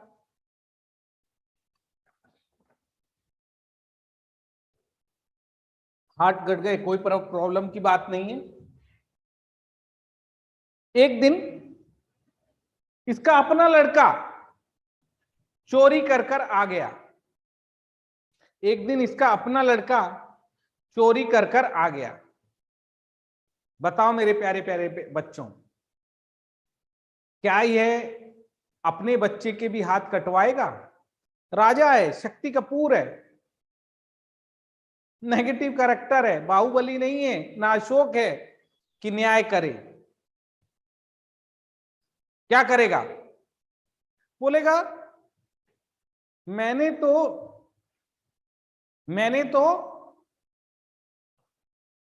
बहुत पहले ही इसके बारे में विचार किया था कि ये जो कानून है हाथ काटने का छोटी सी चोरी पर, ये बहुत खराब है। This is a pathetic law. ये मैं पहले ही देख चुका हूं कि it is a pathetic law, और इस तरह का नियम कायदा कानून नहीं होना चाहिए। इस तरह का नियम कायदा कानून नहीं होना चाहिए। फिर मैंने पहले ही सोच लिया था, बस बताना भूल गया था। मैंने पहले से ही सोच लिया था पर बताना भूल गया था कि जो भी चोरी कर कर आता है उसको 10 कोड़े मारकर छोड़ देना चाहिए। क्या किया मेरे प्यारे प्यारे बच्चों यहां? क्या इसने नियमों को ही बदल डाला? Has he changed all the law? Has he changed all the law? क्या इसने सारे के सारे नियमों को ही बदल डाला? The answer is yes, he has changed all the law. इसने सारे के सारे नियमों को ही बदल डाला। तो क्या यहां कानून का शासन चल रहा है? The answer is no. वहां कानून का शासन नहीं चल रहा है, वहां शासन चल रहा है व्यक्ति का। मेरा वचन ही है मेरा शासन, मतलब जो राजा कह देगा वही सही, और राजा अगर नियमों को बदल देगा, अगर राजा नियमों को बदल देगा तो क्या नियम बदले हुए माने जाएंगे? The answer is yes. तो व्यक्ति का शासन नहीं चल रहा था मेरे प्यारे प्यारे बच्चों, शासन चल रहा था मनमानी का, और वो अपनी मनमानी से नियम बदलता रहता था। तो किसका शासन? क्या वहां व्यक्ति का शासन था? हाँ जी, या कानून का शासन था? राजतंत्र में व्यक्ति का शासन नहीं था। द रूल ऑफ मैन था, वो रूल ऑफ मोनार्क था, रूल ऑफ मैन था। कानून तो बस दिखावा था, कानून का शासन नहीं था। कानून का शासन कब होगा? कानून का शासन मेरे जिगर के टुकड़ों तभी हो सकता है, रूल ऑफ लॉ तभी हो सकता है जब क्या हो, रूल ऑफ लॉ तभी हो सकता है जब जो कानून बने वो राजा, रंक, फकीर, राजा, रंक और फकीर सब लोग जब उसका पालन करें। तो कानून का शासन कहां है? वो तो व्यक्ति का शासन है। जब दूसरे के ऊपर बात आई तो और नियम, और जब अपने ऊपर बात आई तो नियमों को बदल दिया। अब यही सवाल आपसे यूपीएससी में पूछा जाएगा, ध्यान से सुनना, कि रूल ऑफ लॉ से क्या समझते हैं आप, या व्यक्ति के शासन से आप क्या समझते हैं? ध्यान रखना, रूल ऑफ लॉ का मतलब होता है संविधान, आगे जाके पढ़ने वाले हैं आप। संसद से बनाए हुए नियम, कि चाहे कोई आईएएस हो, चाहे कोई आईपीएस हो, चाहे कोई कुछ भी हो, उसको उन सभी नियमों का पालन करना पड़ेगा। Everybody has to follow the rule, चाहे देश का प्रधानमंत्री क्यों ना हो। अभी कानून का शासन हम अच्छी तरीके से देखेंगे, और 45 लेक्चरों में एमसीक्यू भी होंगे, मेंस के क्वेश्चन आंसर भी होंगे, आंसर राइटिंग भी होगी। आपको कोई चिंता करने की बात नहीं है, और सब कुछ आपके लिए अवेलेबल होगा। Everything will be available for you. तो आइए, राजा का जब इस तरह का सिस्टम चल रहा था तो क्या था? Power corrupt and absolute power corrupt absolutely. ये एक यूपीएससी का ऐसे है जो कि पूछा गया और आपसे पूछा जाएगा कि सत्ता भ्रष्ट करती है और पूर्ण सत्ता पूर्ण रूप से भ्रष्ट करती है। यूपीएससी ऐसे कि power corrupt and absolute power corrupt absolutely. क्यों? पावर अपने साथ, किसी को भी आप ताकत दे दो, घर के अंदर भी जो सबसे ज्यादा कमा के लाता है, सबसे ज्यादा करता है, आपने देखा होगा, आएगा तो जल्दी से उसके लिए चाय बनेगी, सबसे पहले खाना उसको परोसा जाएगा। क्यों? उसके पास पैसे की पावर है। तो जिसके पास भी पावर होती है, पावर अपने साथ क्या लाती है मेरे जिगर के टुकड़ों? पावर अपने साथ लाती है करप्शन। पावर अपने साथ क्या लाती है? पावर अपने साथ लाती है भ्रष्टाचार। तो सत्ता भ्रष्ट करती है, पूर्ण सत्ता पूर्ण रूपेण भ्रष्ट करती है। जिसको भी आपको देखना है कि कैसा आदमी है, उसको थोड़ी बहुत ताकत देके देख लो, पता चल जाएगा कि वो कैसा आदमी है। तो इसके पास तो, राजाओं के पास तो पूरी ताकत थी। कैसी ताकत? कार्यपालिका भी यही, विधायिका भी यही, न्यायपालिका भी यही, तीनों की तीनों ताकत एक ही हाथ में थी। यही प्रॉब्लम है, यही प्रॉब्लम थी। लेजिस्लेचर भी वही, विधायिका भी वही, कार्यपालिका भी वही, जुडिशरी भी यही। और इसीलिए मॉन्टेस्क्यू जब आया पुनर्जागरण के काल में, तो मेरे प्यारे प्यारे बच्चों, उसने विचार दिया शक्ति के पृथक्करण का, जो कि यूपीएससी में पूछा जा चुका है। He gave the idea of separation of power, कि एक हाथ में घर की पूरी ताकत मत देना। राजा को अगर पूरी ताकत दे रखी थी तो उसने लोगों को सताया, ज्यादा टैक्स लिया, धर्म के नाम पर शासन किया।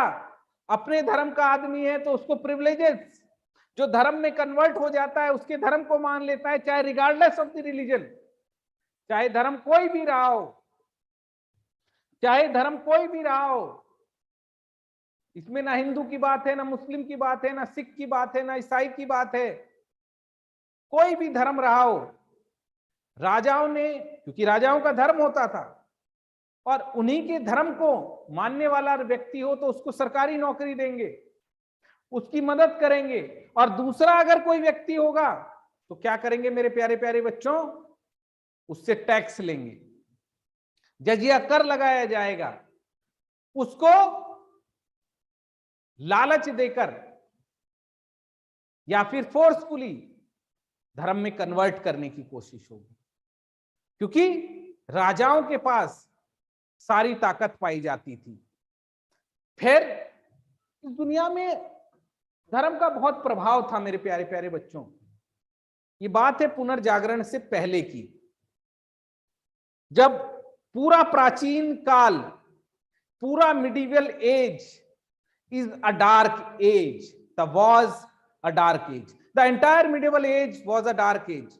पूरा का पूरा मध्यकालीन इतिहास धर्म का, आस्था का इतिहास है, जहां पर धर्म प्लस राजा का शासन था।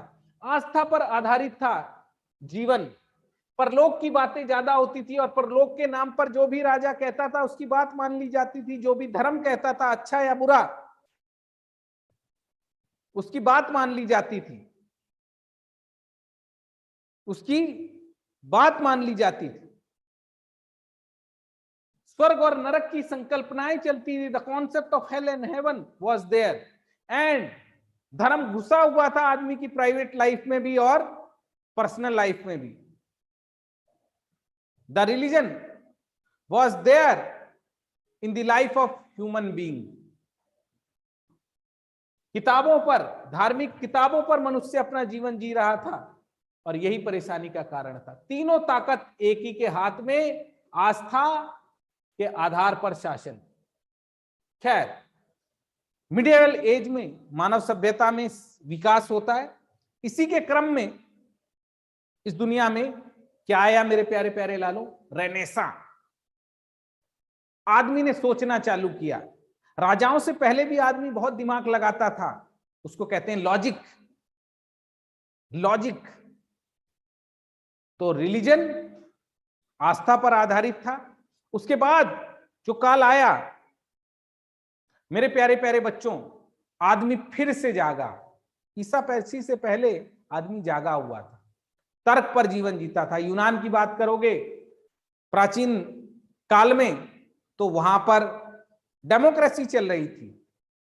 मनुष्य बुद्धि का प्रयोग कर रहा था, चर्चा, संवाद, डिबेट, डिस्कशन, ये सब होता था। परंतु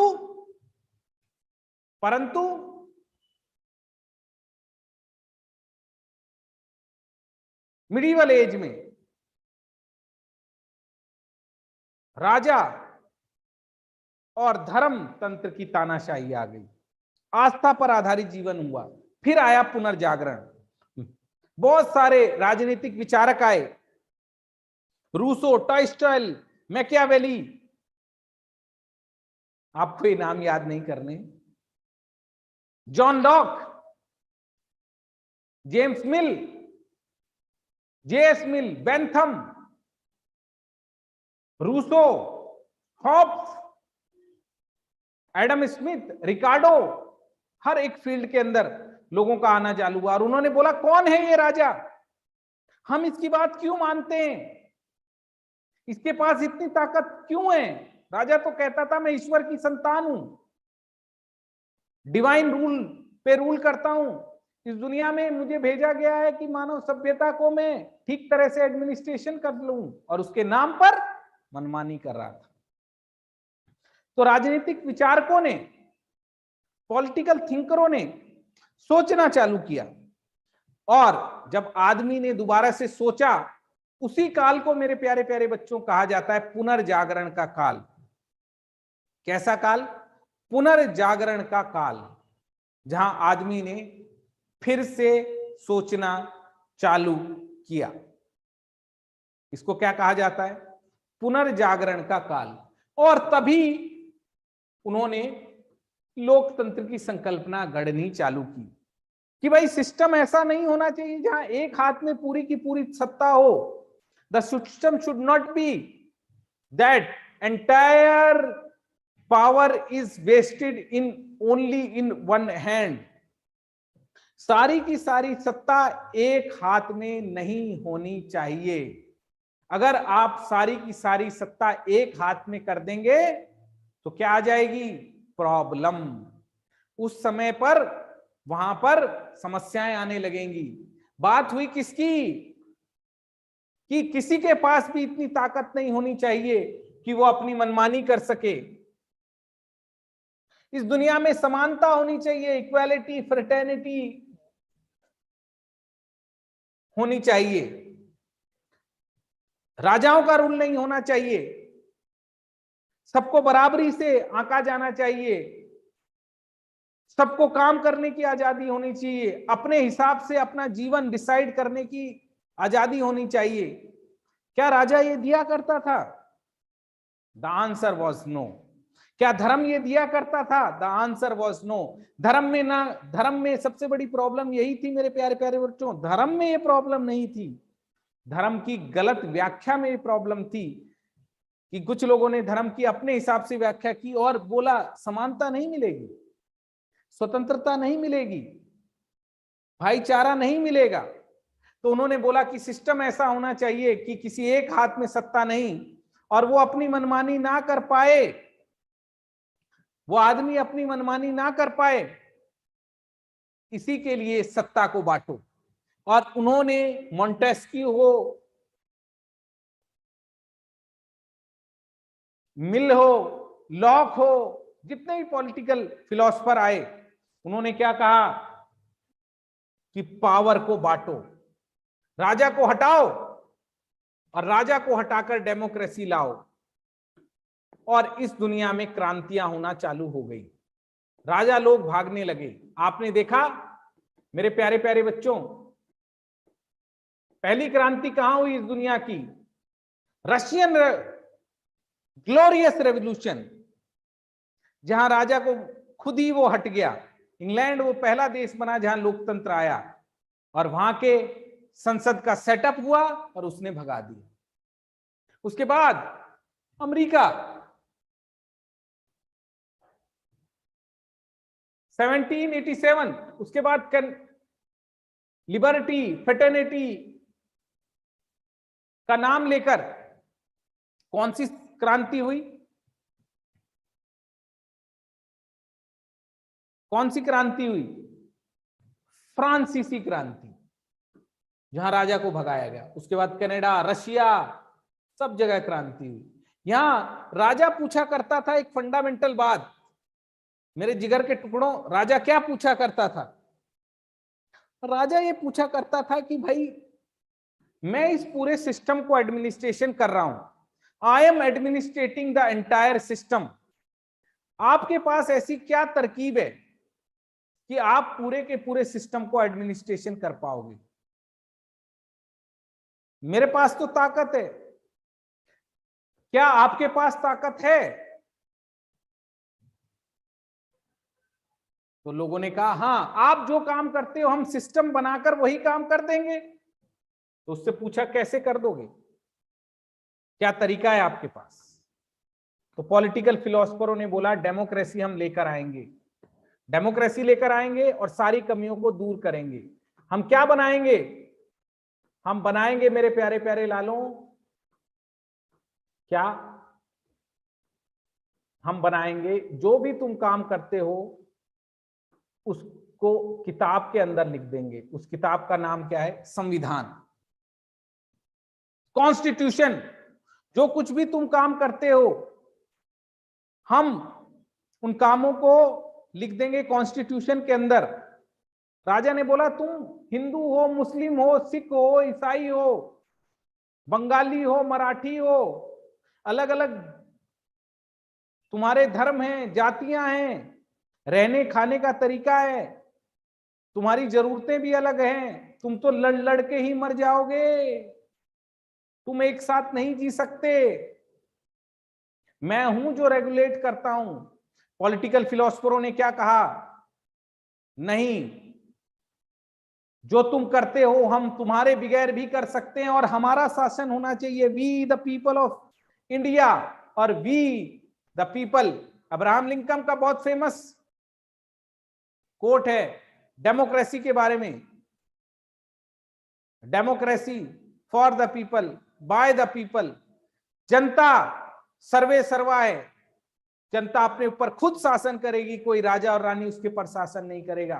तो जो भी राजाओं को जब भगाया गया तो पूरा एडमिनिस्ट्रेटिव स्ट्रक्चर बनाया गया।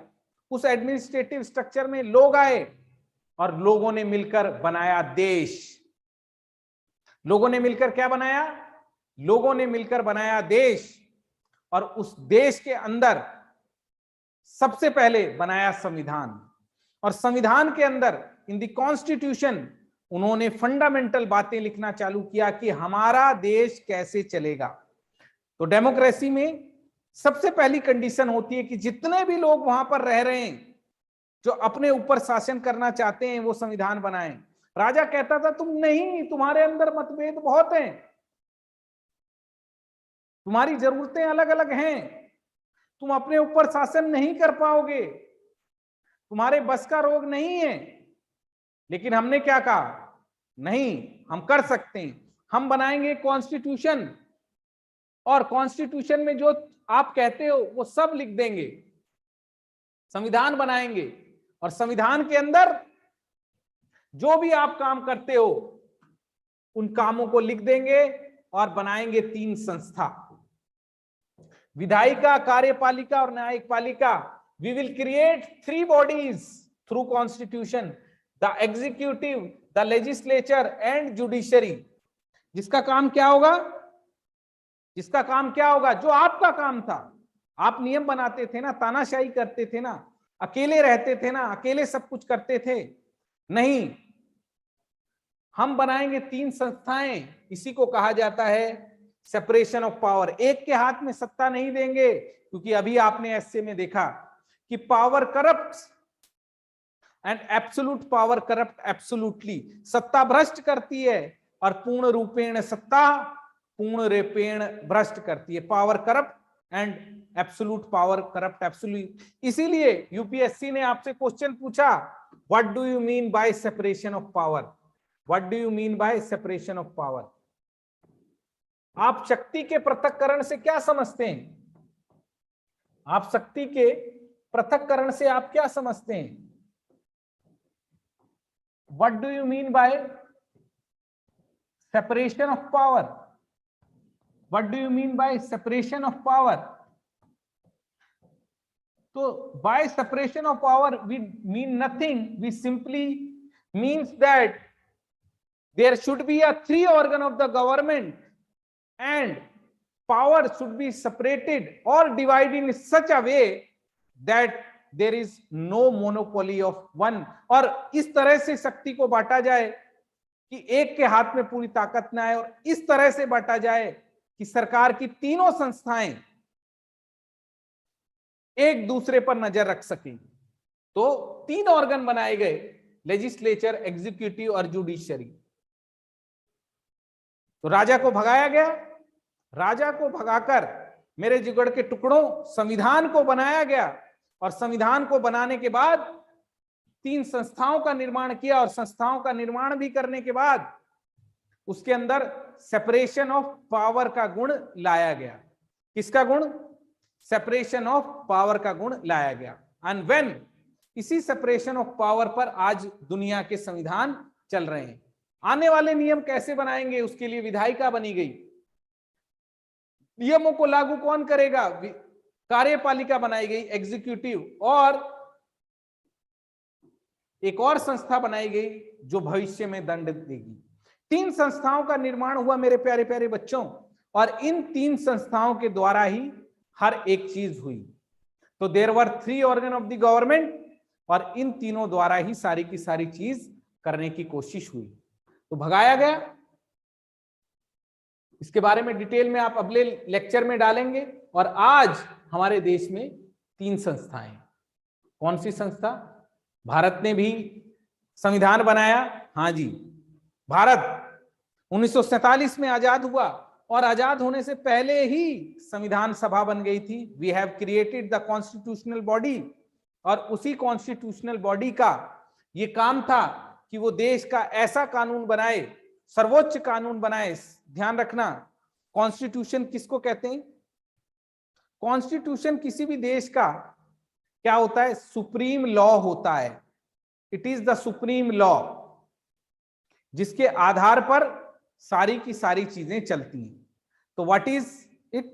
It is a supreme law. जब कोई देश बनता है तो जहां सबसे पहले नियम, कायदे, कानून लिखे जाते हैं उसी को संविधान कहते हैं। और संविधान के अंदर जब जनता आती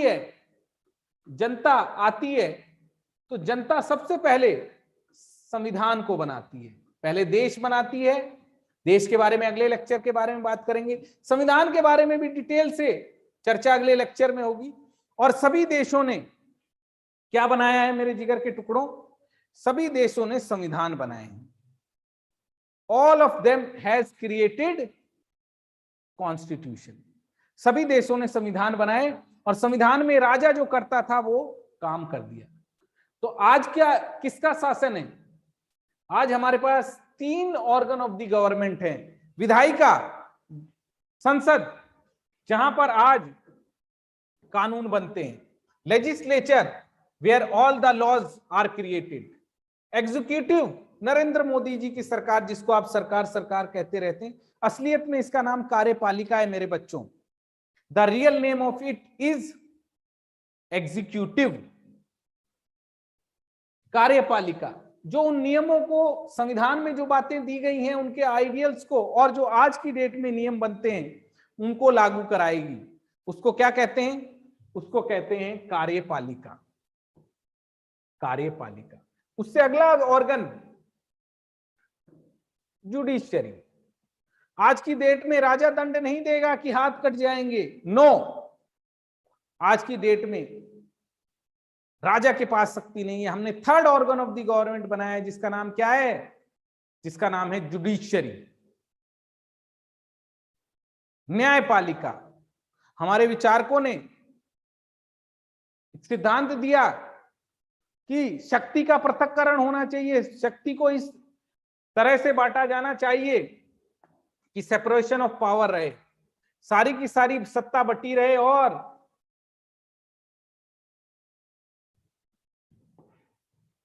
दंड देने के लिए कोई और संस्था होनी चाहिए। तो 3 संस्थाएं बनाई कॉन्स्टिट्यूशन ने।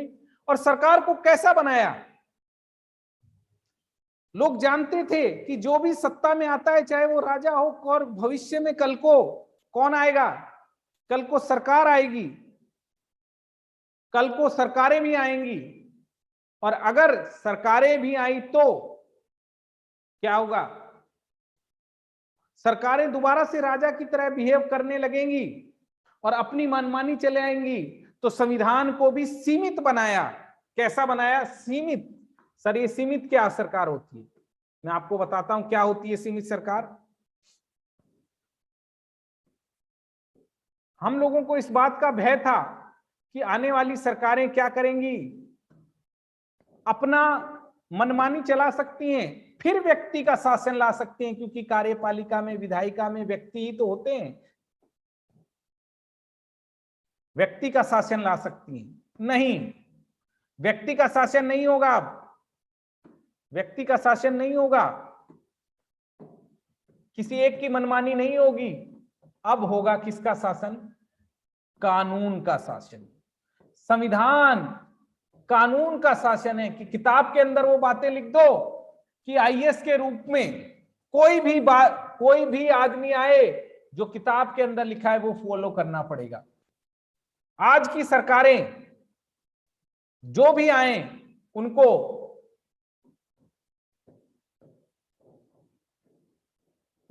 संविधान के अंतर्गत करना पड़ेगा। तो क्या हुआ? बदल गई कहानी।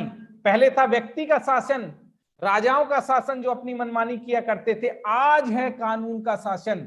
आज कानून में जो बात लिखी है, जो बात संविधान में लिखी गई है, उसको सभी को मानना पड़ेगा। जो बात संविधान में लिखी गई है वही सर्वोच्च कानून है। This is the constitution. Whatever is written in the constitution should be obeyed by all the 3 organ of the government. जो भी बात कॉन्स्टिट्यूशन में लिखी गई है, संविधानों में लिखी गई है, उसको सभी को मानना पड़ेगा। आप भी जब आईएएस बन जाएंगे मेरे प्यारे प्यारे बच्चों, तो क्या होगा? अपनी मनमानी चलाएंगे? नहीं। क्या आने वाली सरकारें अपनी मनमर्जी से, अपने विवेकाधीन काम कर सकती हैं? The answer is no. वह अपनी मनमानी नहीं कर सकती। उनको हर दृष्टि में संविधान को फॉलो करना पड़ता है। और आज की सरकारें कैसी हैं? सीमित। हमको ये डर था कि हमने कॉन्स्टिट्यूशन तो बना दिया, लेकिन आएंगी तो ये सरकारें ही, और सरकारें आएंगी तो ये मनमानी कर सकती हैं। The answer is yes. तो हमने क्या किया मेरे प्यारे प्यारे बच्चों? एक कॉन्सेप्ट हम लेकर आए जिसको कहते हैं संविधानवाद। अगले लेक्चर में हम इस बात को देखेंगे। हमने कहा कानून का शासन होगा और आने वाली जो सरकारें होंगी वो भी इसके नीचे होंगी, वो भी संविधान के अकॉर्डिंग चलेंगी, और हमारी स्वतंत्रता को, हमारी समानता को, हमारी बंधुता को कोई तोड़े नहीं, कोई तोड़े नहीं, कोई काटे नहीं, कोई काटे नहीं। इसके लिए लोगों ने जब संविधान लिखा तो इसके लिए अपने लिए पहले से ही क्या लिख दिए? अपने लिए पहले ही मौलिक अधिकार लिख दिए। क्या लिख दिए मेरे प्यारे प्यारे बच्चों? They have written fundamental right. और सरकारों को भी बोल दिया कि इनको मत छूना। तो आज सिस्टम ये कैसे काम करता है? सिस्टम को मैं आपको समझाता हूं, सिस्टम कैसे काम करता है। सरकारें, हमारे देश में संविधान बना, संविधान में हमने 3 संस्थाओं का निर्माण किया।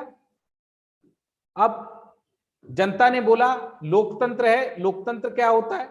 लोकतंत्र में जनता खुद अपने ऊपर शासन करती है मेरे प्यारे प्यारे बच्चों। इन डेमोक्रेसी जनता खुद अपने ऊपर शासन करती है, और हम भी डेमोक्रेसी लेकर आए। पूरी दुनिया में डेमोक्रेसी आ गई जहां जनता अपने ऊपर खुद शासन करेगी। पर जनता शासन कैसे करेगी? जनता तो अपना काम करती है। तो उन्होंने बनाया कॉन्स्टिट्यूशन, और कॉन्स्टिट्यूशन के बाद उन्होंने लोकतंत्र। लोकतंत्र में उन्होंने बोला कि भाई आने वाले टाइम में लोकतंत्र बनेगा अप्रत्यक्ष। अब इसके बारे में हम डिटेल के में आगे चर्चा करेंगे, पर इतनी बात अभी जान लो कि भाई हमने संविधान तो बना दिया और हमें अपने ऊपर खुद शासन करना है। हमें कोई राजा रानी नहीं चाहिए। We do not want any raja rani, monarchy. लेकिन सवाल ये उठता है कि जनता अपने ऊपर शासन कैसे करेगी? How they will govern themselves. तो उन्होंने एक सिस्टम बनाया जिसको बोलते हैं इनडायरेक्ट डेमोक्रेसी, कि टाइम टाइम पर इलेक्शन होंगे। और आज की सरकारें, इलेक्शन होगा, इलेक्शन में हाथ जोड़कर लोग आएंगे। योगी जी हो, मोदी जी हो, या फिर पंजाब में चन्नी जी हो, केजरीवाल जी हो, ममता बनर्जी हो, वो कहेंगे कि जी ये डेमोक्रेसी आप लोगों ने मिलकर बनाई है, संविधान भी आप लोगों ने मिलकर बनाया है, आप ही सर्वा सर्वा हैं, जनता का ही शासन है, पर हमें 5 साल का मौका दे दो, हम आपकी सेवा करना चाहते हैं, हम आपके प्रतिनिधि के रूप में आप जो कहेंगे वो देना चाहते हैं। तो हमने बोला क्या जो हम चाहते हैं वो तुम पूरा करोगे? जैसे एक आदमी का घर होता है और वो अपने लिए सेवक को रख लेता है, स्टाफ को रख लेता है, या चौकीदार को रख लेता है, उसी तरीके से हमने सरकारों को रख लिया। लोग आते हैं और चुनाव के दौरान ये कहते हैं कि जी हाँ, आपकी जरूरत रोटी की है, कपड़े की है, मकान की है, हम देंगे, सड़क की है, शिक्षा की है, हम देंगे, बस हमें 5 साल का मौका दे दो। तो जनता क्योंकि ज्यादा है और जनता को अपने डेली एक्टिविटीज परफॉर्म करनी है, अपने रोजमर्रा के काम भी करने हैं, तो जनता ने क्या किया मेरे प्यारे प्यारे बच्चों? बोला जाओ, जो कैंडिडेट हमको रिज्यूमे लेके आओ अपने, जैसे चौकीदार के लिए रिज्यूमे आते हैं, तो जनता ने भी क्या बोला कि हाँ डेमोक्रेसी हमारी है, हम अपने ऊपर शासन करते हैं, पर हमें अपने प्रतिनिधि की जरूरत है, स्टाफ की जरूरत है, चौकीदार की जरूरत है। तो आप क्या करो, रिज्यूमे लेकर आओ, क्या क्या करोगे अगले 5 साल के लिए हमारे लिए, ये बताओ हमको। तो बताया जी हम कोरोना के टीके मुफ्त लगवा देंगे, हम आपके लिए 300 यूनिट फ्री करवा देंगे, आपके बच्चों की शिक्षा फ्री दिलवा देंगे। बोला करोगे? बोला संविधान आपका, देश आपका, हम करवाएंगे, और अगर हम नहीं करवाएंगे तो आप 5 साल बाद हमको निकाल के फेंक देना। तो आज पूरी दुनिया में लोकतंत्र का सेटअप कैसे हुआ है कि लोगों ने बनाया कॉन्स्टिट्यूशन, कॉन्स्टिट्यूशन में बनाई सरकार के 3 अंग, और टाइम टाइम पर मेरे प्यारे प्यारे बच्चों क्या होता है, इलेक्शन, और इलेक्शन में जनता अपने प्रतिनिधियों को चुनती है, और अपने प्रतिनिधियों के माध्यम से 5 साल के लिए क्या चलाती है, 5 साल के लिए देश चलाती है। तो कैसा लोकतंत्र है जहां जनता अपने प्रतिनिधियों के द्वारा अपने ऊपर शासन करे। आज की डेमोक्रेसी ऐसी है, इसके लिए एक नाम दिया गया है मेरे प्यारे प्यारे बच्चों, इनडायरेक्ट डेमोक्रेसी, अप्रत्यक्ष लोकतंत्र। इस दुनिया में जो इस समय सिस्टम चल रहे हैं वो सिस्टम कुछ इस तरह से काम करता है कि जनता चुनाव के माध्यम से, जनता चुनाव के माध्यम से 5 साल के लिए अपने प्रतिनिधियों को चुनती है, और वह सभी कहां जाकर बैठते हैं, वह सभी जाकर संसद में बैठते हैं। और नियम कायदे कानून कौन से बनाते हैं, नियम कायदे कानून वो बनाते हैं जो हम चाहते हैं। वो ऐसा कोई कानून नहीं बनाएंगे, ऐसा कोई एक्शन नहीं लेंगे जो हम नहीं चाहते। They will do all the work which we want, and they will not do anything which we don't want. वो हमारी ही विम्स एंड फैंसी पर शासन करेंगे, और अगर वो ऐसा नहीं करते हैं तो उनको हम 5 साल बाद निकाल कर फेंक सकते हैं। तो अब पहले राजा का शासन हुआ करता था, अब जनता सर्वे सर्वा है, और जनता ने बनाया कॉन्स्टिट्यूशन। और आज की सरकारें जो हैं उनको कहा जाता है सीमित सरकार, कि हमें राजा की तरह तानाशाही नहीं चाहिए। इसके बारे में अगले लेक्चर में हम देखेंगे, लेक्चर नंबर 2 में, कि आज की सरकार बंधी हुई सरकार है, वो कोई तानाशाही नहीं कर सकती, वो तो हाथ जोड़कर हमारे लिए खड़ी रहती है। तो इस तरह से फंक्शन बना, लोगों ने अपने आप को फंडामेंटल राइट भी दे दिए। तो आज की डेट में मेरे प्यारे प्यारे बच्चों रूल ऑफ लॉ है। क्या है? Rule of law. Rule of law, rule of a person नहीं है, रूल ऑफ लॉ है। ये याद रखेंगे आप लोग, पूछा जाएगा, मैं आपको सब कुछ कराऊंगा, चिंता मत करना। आज की डेट में जो किताब में हमने संविधान में लिखा है या आगे आते हैं, आज की डेट में कानून का शासन है मेरे प्यारे प्यारे बच्चों, किसी व्यक्ति का शासन नहीं है, किसी व्यक्ति का शासन नहीं है, व्यक्ति का शासन नहीं है, पर किसका शासन है? कानून का शासन है। There is a rule of law.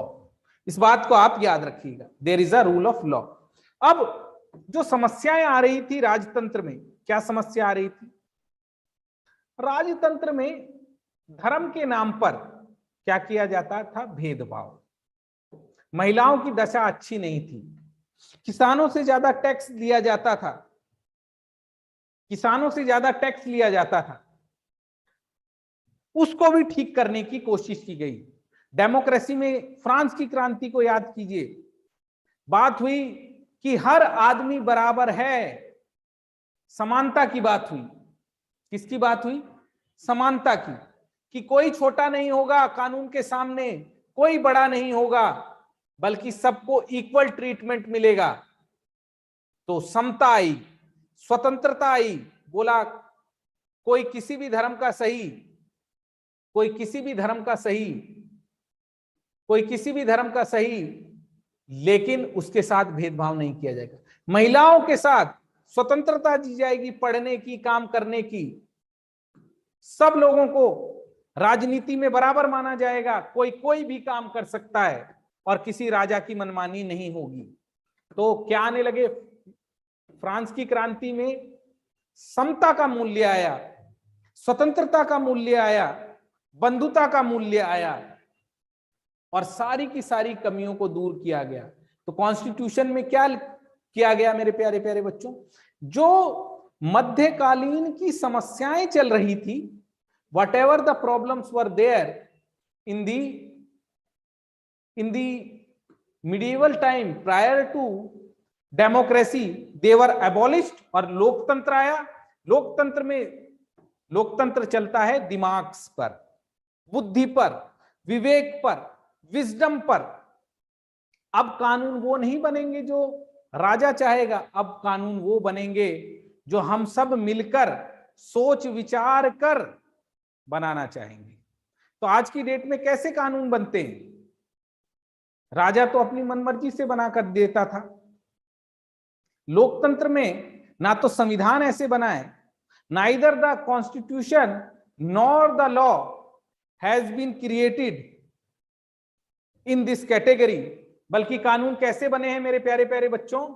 आस्था पर नहीं, माइंड से, रीजन से, लॉजिक से, विवेक के आधार पर कानूनों का निर्माण हुआ है। विवेक क्या कहता है? स्त्री ने यह कहा कि ठीक है, मैं सती होने के लिए तैयार हूं, I am ready to be a sati, पर अगर मैं तुमसे पहले मर गई तो क्या तुम भी सती होगे? तुम भी चिता में बैठोगे क्या?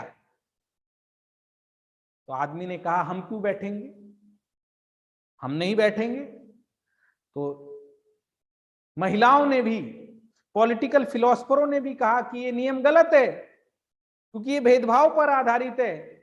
जब अगर ये नियम सही होता, एक के जाने पर दूसरे को भी इसके साथ जाना चाहिए, तो ये लॉ मैन पर भी लागू होना चाहिए। तो मैन पर ये लागू नहीं हो रहा, तो वहां पर हर एक चीज बुद्धि से बनी, वही नियमों को माना गया, चाहे वो धार्मिक हो, चाहे वो राजा की तानाशाही वाली हो, वो अब नहीं चलेंगे। कानून नए वही बनेंगे जो सब लोग बुद्धि से बनाएं, जो सबके लिए अच्छे हों, और जिसको हमारी बुद्धि कहे यस। सबको रोटी मिलनी चाहिए, हाँ मिलनी चाहिए। सबको काम मिलना चाहिए, हाँ। सबको स्वतंत्रता मिलनी चाहिए, हाँ। संसद में बैठ के क्या होता है मेरे प्यारे प्यारे लालों? संसद में हमारे चुने हुए प्रतिनिधि क्या करते हैं? What function they perform? What function they perform when they go in the parliament? They discuss, they debate and apply logic into them and purify all the laws and create new laws as per the need of the people of India. तो संसद क्या है? संसद वो आधुनिक मंदिर है जहां पर बुद्धि का प्रयोग किया जाता है। संसद वो आधुनिक मंदिर है जिसके अंदर बुद्धि का प्रयोग किया जाता है। तो आपसे अगर आप पूछ ले कि संसद की जरूरत क्या है, संसद में सारे विचार आते हैं। महाराष्ट्र के लोगों का विचार, एससी लोगों का विचार, एसटी लोगों का विचार, जम्मू कश्मीर के लोगों का विचार, उनके प्रतिनिधि वहां पर आते हैं और वह अपने प्रतिनिधियों के माध्यम से बात करते हैं। और वो उस आग की भट्टी है संसद, जहां पर इतने सारे ब्रेन्स, 135 करोड़ लोगों के प्रतिनिधियों के ब्रेन्स प्लस मीडिया के जरिए, एनजीओस के जरिए, प्रेशर ग्रुप्स के जरिए ब्रेन्स टकराते हैं, मीडिया में डिबेट होती है, सड़क पर धरना होता है, और उसके बाद ऐसे नियम, कायदे, कानून, all the laws, policies frame in such a way which are suitable for each and everyone, जो कि सभी के लिए क्या होता है? सभी के लिए होता है उपयोगी। सभी के लिए क्या होता है? सभी के लिए होता है वो उपयोगी। तो भैया स्वर्ग नरक की बात को छोड़ा लोकतंत्र ने और बोला हम लोग धर्मतंत्र की तरह मरने के बाद क्या होगा इस पर लॉ नहीं बनाएंगे। हम जितने भी लॉज बनाएंगे वो नियम को बनाने का आधार क्या होगा? What will be the basis of all the laws? The basis of all the laws will be the welfare of the people, लोगों का यहां पर धरती पर रहते हुए कल्याण हो, मरने के बाद क्या होगा ये तो किसी ने नहीं देखा। तो जो कुछ भी कल्याण होना है वो धरती पर रहते हुए होना चाहिए। धर्मनिरपेक्षता की अवधारणा आई, कुरीतियों की समाप्ति हुई। धर्मनिरपेक्षता क्या होती है, इसको थोड़ा सा अभी से सुन लो। What is secularism? तो भैया आपको मैंने बताया था मेरे प्यारे प्यारे लालों, धर्म का बहुत उपयोग करता था राजा।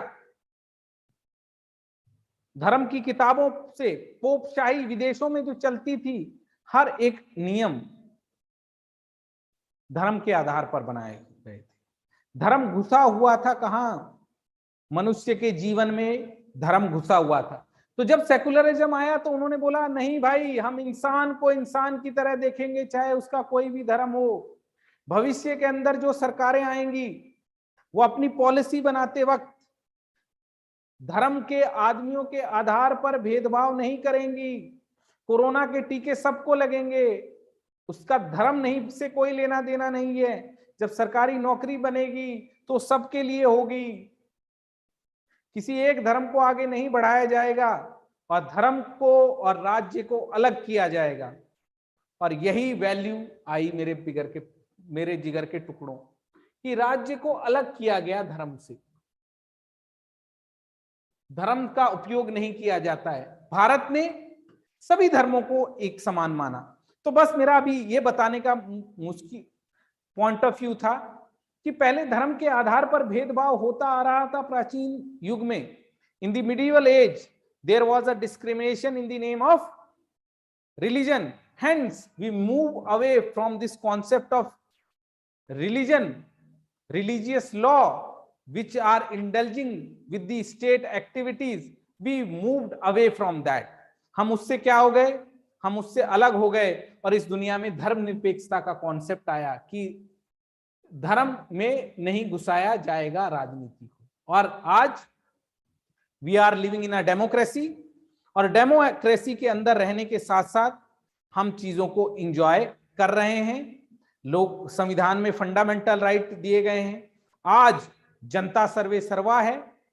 The people of any country is supreme. They have created the constitution, they have jot down the constitution. उन्होंने संविधान लिखा है, उन्होंने सरकार के तीनों अंगों का निर्माण किया है। अपने आप को कोई दिक्कत ना आए, घूमने फिरने की आजादी, काम करने की आजादी, इसको फंडामेंटल राइट्स में लिखा है। They have written everything in the fundamental rights, they have written everything in fundamental rights. और यही आज डेमोक्रेसी चल रही है। अब आने वाले लेक्चर में मैं हर एक चीज को आपके लिए एक्सप्लेन करूंगा कि संविधान क्या होता है, प्रिएम्बल क्या होता है, कार्यपालिका क्या होती है, विधायिका क्या होती है, न्यायपालिका कैसे क्या होती है, ये एंटायर सिस्टम कैसे वर्क करता है। ये पूरा 45 लेक्चरों का पूरा कोर्स है। आप करोल बाग और मुखर्जी नगर में इसको लाइव अटेंड कर सकते हैं।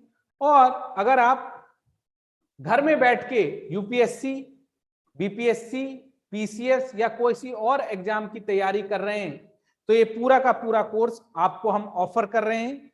अभी इस पर भारी छूट चल रही है। आप किसी भी छूट का फायदा लेने के लिए, और ये कंप्लीट कोर्स है पॉलिटी पीटी कम मेंस का, जिसके अंदर मैं 2 साल का आपको करंट अफेयर कराऊंगा, नोट्स आपको मिलेंगे, फिल्म्स के आंसर आपको मिलेंगे, फिल्म्स के 15 सवाल आपके हल होंगे, 300 से ज्यादा मॉडल आंसर की हम प्रैक्टिस करेंगे। उसमें जितने भी पॉलिटी के हैं, पॉलिटी में प्रैक्टिस कराए जाएंगे। उसके बाद 2 साल का करंट अफेयर, और ये 45 क्लासों में आपका पीटी और मेंस दोनों कवर होगा। और आप हिंदी और इंग्लिश दोनों में कर सकते हैं इस कोर्स को। और अगर आप अभी इस कोर्स को लेते हैं तो आपको हैवी डिस्काउंट में ये कोर्स मिल जाएगा। अगर आपको गुणवत्तापूर्ण तैयारी करनी है तो आप रजनीश आईएएस एकेडमी के कोर्सों को अवेल कर सकते हैं। इसमें Hindi medium, English medium, offline, online, अगर आप दिल्ली आके पढ़ना चाहते हैं तो भी आपका स्वागत है। दिल्ली में आके हमारा जीएस का फाउंडेशन का पूरा कोर्स है, पॉलिटिकल साइंस ऑप्शनल का पूरा कोर्स है। मॉड्यूल्स अलग अलग विषयों में भी आप पढ़ाई करने के इच्छुक हैं तो हमारे पास GS paper 2, GS paper 4 available है। प्रीलिम्स मेंस की टेस्ट सीरीज अवेलेबल है। किसी भी जानकारी के लिए आप लोग इस नंबर पर संपर्क कर सकते हैं, इस नंबर पर संपर्क कर सकते हैं। किसी भी जानकारी के लिए आप इस नंबर पर संपर्क कर सकते हैं। तो ये तो था लेक्चर 1। आने वाले लेक्चरों में मेरे प्यारे प्यारे बच्चों हम लोग इसको आगे बढ़ाएंगे। लेक्चर 2, लेक्चर 3, लेक्चर 4 आप सारे लेक्चर्स देखते जाइएगा। नोट्स के लिए भी आप हमको संपर्क कर सकते हैं। आने वाले लेक्चर्स में हम बात करेंगे कि कॉन्स्टिट्यूशन क्या होता है, कॉन्स्टिट्यूशन में क्या क्या लिखा गया है, कैसे एक देश बनता है, कैसे एक देश की संरचना होती है। और इन सारे 2-2 घंटे के लेक्चर्स रफली इसी तरह के लेक्चर्स होंगे जिसमें आपका सारा का सारा कोर्स कंप्लीट होगा। आप इनको फॉलो करते जाइए। तो आज की क्लास में इतना ही। नोट्स के लिए आप संपर्क कीजिएगा। अब मिलेंगे हम कब? अगले लेक्चर्स के लिए। और आप यदि किसी भी कोर्स में इंटरेस्टेड हैं, क्वालिटी एजुकेशन चाहते हैं तो आप हमको ज्वाइन कर सकते हैं। तो आज की क्लास इतनी ही मेरे प्यारे प्यारे बच्चों। जल्दी आपके लिए एथिक्स की क्लास, आंसर राइटिंग की क्लास और भी सारे मॉड्यूल्स की क्लास चालू हो जाएंगी। तो आज ही हमें ज्वाइन कीजिए। Thank you very much. पढ़ते रहिए, माता पिता का ख्याल रखिए, चांद सितारों की तरह चमकिए और इस एग्जाम को आपको सफलता मिले ऐसी शुभकामनाएं मैं आपको देता हूं। तो थैंक यू वेरी मच मेरे प्यारे प्यारे बच्चों। किसी भी इंफॉर्मेशन के लिए आप इस नंबर पर संपर्क कर सकते हैं। God bless you. बाय।